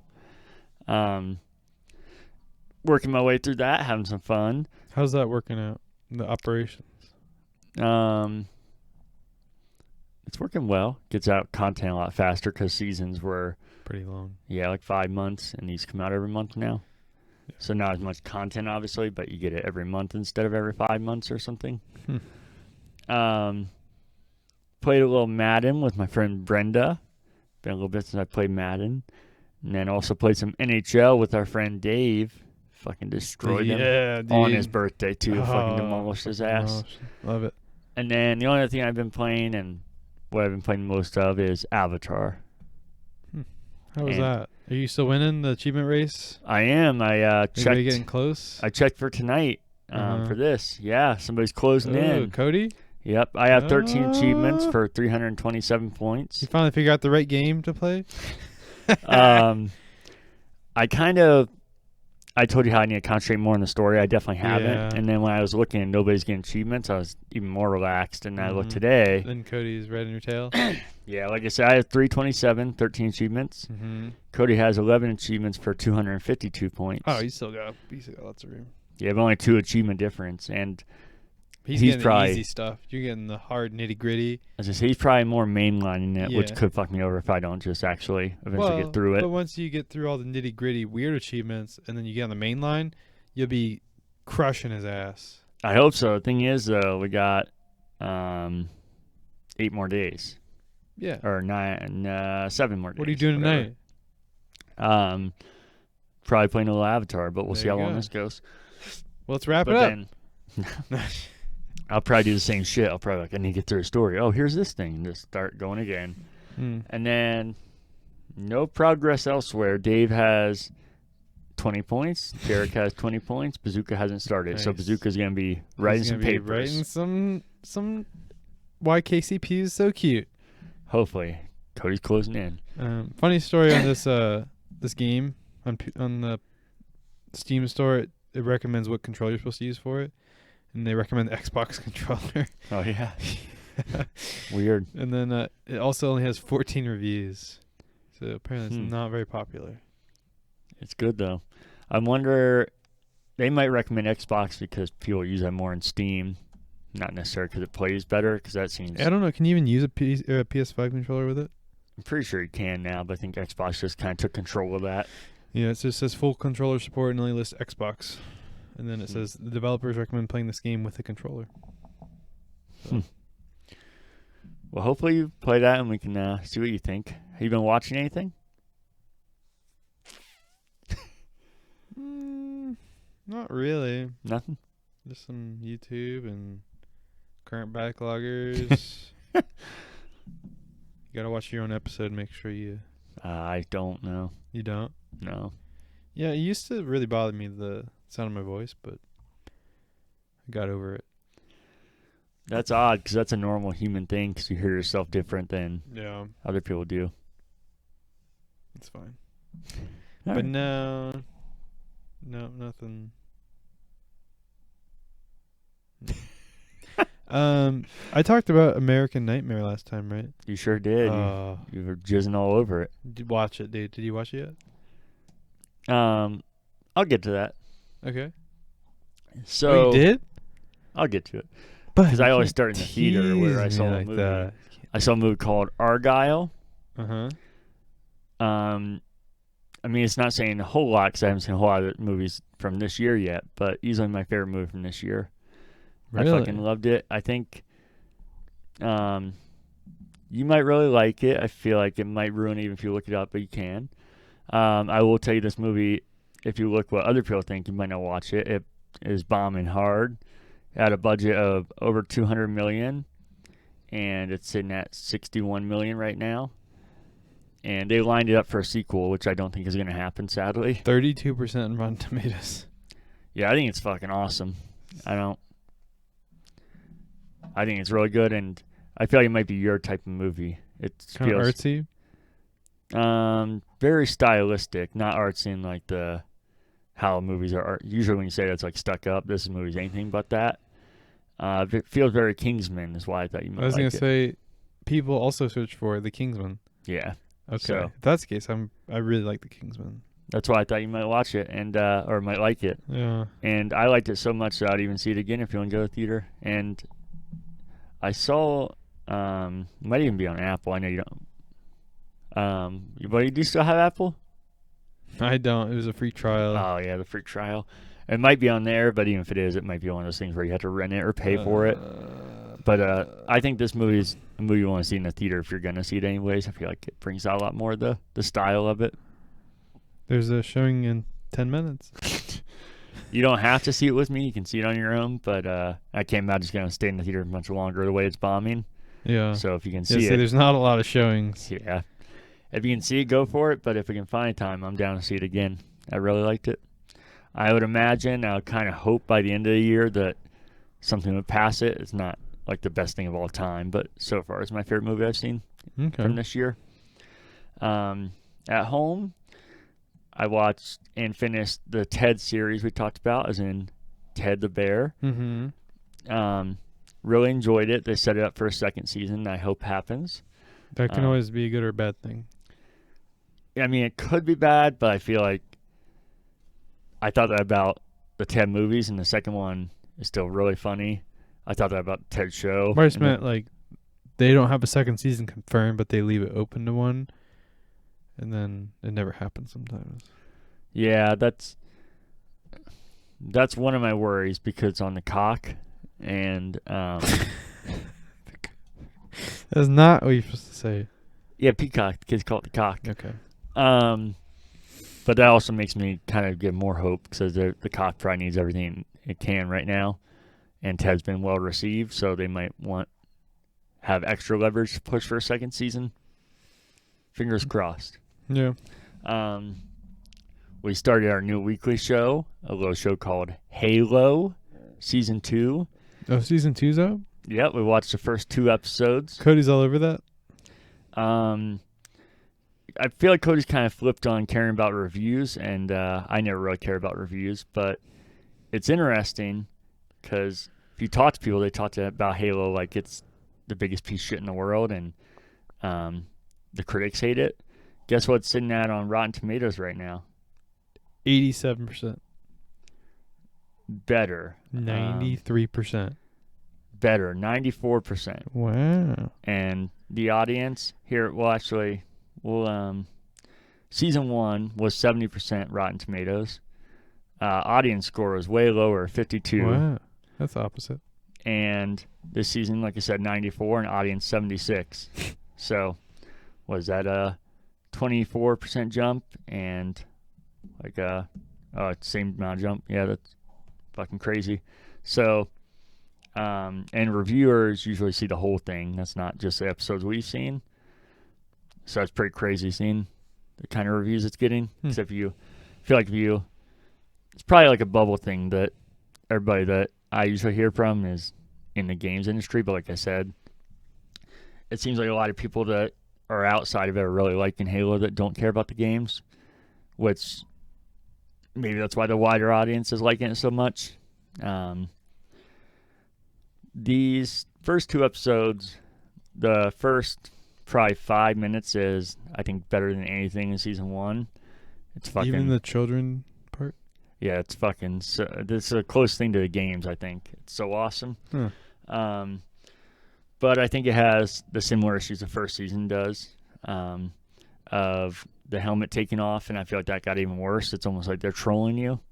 And I think the stuff that's happening outside the action is definitely more well done and better acted and better scripting and way better technology and money behind it. Some of that stuff looked real bad in the first season. Yeah. And most of it looked pretty solid in this. but I just think there's still way too much of the downtime. It doesn't have to be action the entire time, but even if the stuff in between Too much is talky. yeah, even if it's more improved and I Not think enough. more well done. Killing children. Yeah, and they keep doing these things where it's like they're just fucking teasing you. They're like, it's this season of Halo, and then it shows like insane shit, and then, oh boy, and then we get to season 2, and it's just more of the talking. Where is this shit? So I'm surprised how high the critics are on it because I enjoy it, but I would have thought this is something that they destroyed, and 94% is fucking crazy. Yeah, that's really high. And a pretty big jump from the audience score as well. So we'll see how the rest of the season goes. We're going to watch it every week. Me and Cal are going to start reviewing it again, same we did with first season. Cal? Yeah, formerly known as Aaron. So you had a review show? Yeah, we've reviewed every episode of Halo on this very channel. And we're going to tomorrow record the first 2 episodes of season 2. How long are the review episodes? It's like this. Just depends how long it takes. 2 hours? No, it's like this. Just depends how long it takes. So they were probably anywhere from 30 to 55 minutes. That's a lengthy review. Well, like I said, it's anywhere between that. Most of them are probably closer to 30. That's still lengthy. Yeah, I guess. There's a lot to talk about, you know? Yeah. A lot of nonsense, too. No spoilers, though, right? Oh, no, it's big time spoilers. Oh. Okay, so that's why I haven't watched it then. You're not going to watch Halo again. How do you know? You don't know what I'm going to do. But anyways, so you can look forward to that. We're going to record them tomorrow. And should be up soon after you see these. You might want to watch this microphone. And then, besides watching sports, the only other thing I watched was a documentary called American Nightmare. Watched the first part. Uh-huh. Waiting for the hate. I like it. We'll see what the other ones are. I wouldn't say it's hate. I would say so far, unless something drastically changes, I'm even more confused how people thought the cops didn't know what was going on, unless something made the later episodes where that becomes more unknown. It gets crazier. Because I was like, not only would I not believed him, I would have been like exactly what they thought of. Yeah, this guy's full of shit. Yeah. And the more that stuff comes up, the more you're like, okay, yeah, this doesn't make any sense, and this guy is fucking lying. Yeah. I didn't even know to believe him at first. And I'm confused. The Asian dude, I don't know, what was he? Asian dude? Yeah, he did this super awkward interview in the car where he was the like reporter? And then they sometimes would put the camera back here, and he'd be like, I was like, why are you filming it like this? I don't get that part either. He doesn't really seem to have any impact on anything. So he's a reporter. How and why did he get a voice message from that girl? He said that it doesn't make any sense. I don't understand why they sent it to him, but the kidnappers saw that the press they were getting and everybody thought she was dead. They assumed that he killed her. So then the kidnappers wanted to prove that she was alive for whatever reason. Literally makes no fucking. It's like if somebody wrote this as a movie, be like, this is so fucking stupid. Yeah, it's even stupider than Gone Girl though. That's saying a lot. I know. So anyway, so then so I don't know. They don't even really explain why he got it, but he was just like some press guy. Apparently he was known or something, and they sent it to him, and then he sent it. Maybe they sent it to a bunch of press people. I don't know. And maybe he was like some low timer that wanted to do a Netflix documentary. All the other news are like, I don't give a fuck about your documentary. Yeah. And he's like, I'm gonna be the star of this. I'm gonna be the news investigative journalist that cracked the case. Damn. So that's what he was trying to. I don't know. That's kind of what it feels like. He's like trying to be like, yeah, I'm important in this, but he didn't really do anything. Besides have really awkward interviews and camera shots. Yeah, it was very odd. Yeah. Well, I'll tell you what I think. If I watch right. more. Not a hater, as you predicted. Okay. That's all I've been watching, though. You've been reading or listening to books? No. Okay. The only thing I've been listening to is Harry Potter and the Half-Blood Prince. Harry Potter. Keep it going. You're a wizard, Harry. All right, let's hear your best Dobby. I don't know that one. The little elf. I don't know that one. All right, sounds good. Book 6 of Harry Potter. So after this, I only have one book left, and it'll be over. Have you seen the movies? Oh yeah, I saw the movies way before I read the books. Yeah, I think I saw the first movie, and then the second half of the last one. That's how everybody did it. I don't remember why I saw the second half of the last one. I think you went to it or something, and I came along, and I think I slept through it. No, that doesn't sound like you. I think it was like that. But that's all. So that brings us to the end of the show. The end. It's the end of the show as we know it. We should re-record that and have that as our outro. You're getting mad about the music lately. You can do our new outros? No. Okay. No. Anything you want to get off your chest, say, hype up? Not really. All right, sounds good. What about you? Yeah, I want to hype up mine and Cal's Halo show. They'll be coming up soon after you hear this or listen to this. Check it out. And check out season 1 because some people didn't know it existed. Yeah, who would not know that? It's the poppin'. Make sure you like, Comment, share, subscribe. hell yeah, because we need to get this video to 1,000 likes. 1,000 likes, and I do a things I shouldn't tell. Things we shouldn't admit. Shouldn't admit. Ryan will be there. I'll and be remember, there. you can create endless Google accounts. So Well, if you want to get us banned for botting, go for it. If it gets to 1,000 likes, then we did our job. As I said, you can also find us on any major or smaller podcast service. such as Spotify. Apple, I don't know any others. What are the Google, Google? Come on, guy. I don't know. I use Spotify. Podbean. Podbean. Do you have stats for any of these? Yeah, on Podbean. Is that the only one that gives you stats like listen time? That's the provider. It's the Podbean. That's So what are some stats? The AI holder. Maybe we look at that after this. I'm curious. Okay. All right. It was actually going decently, and then Then you took the hiatus. yeah, and then Rip. There Yeah. went your subscribers. yeah, So- and then if you're on any of those services, leave us a review. Brian doesn't know how to do that, but it's pretty easy. It's pretty easy. Just go to the review section and leave one. Thanks. All right, should we end it there? I think we should.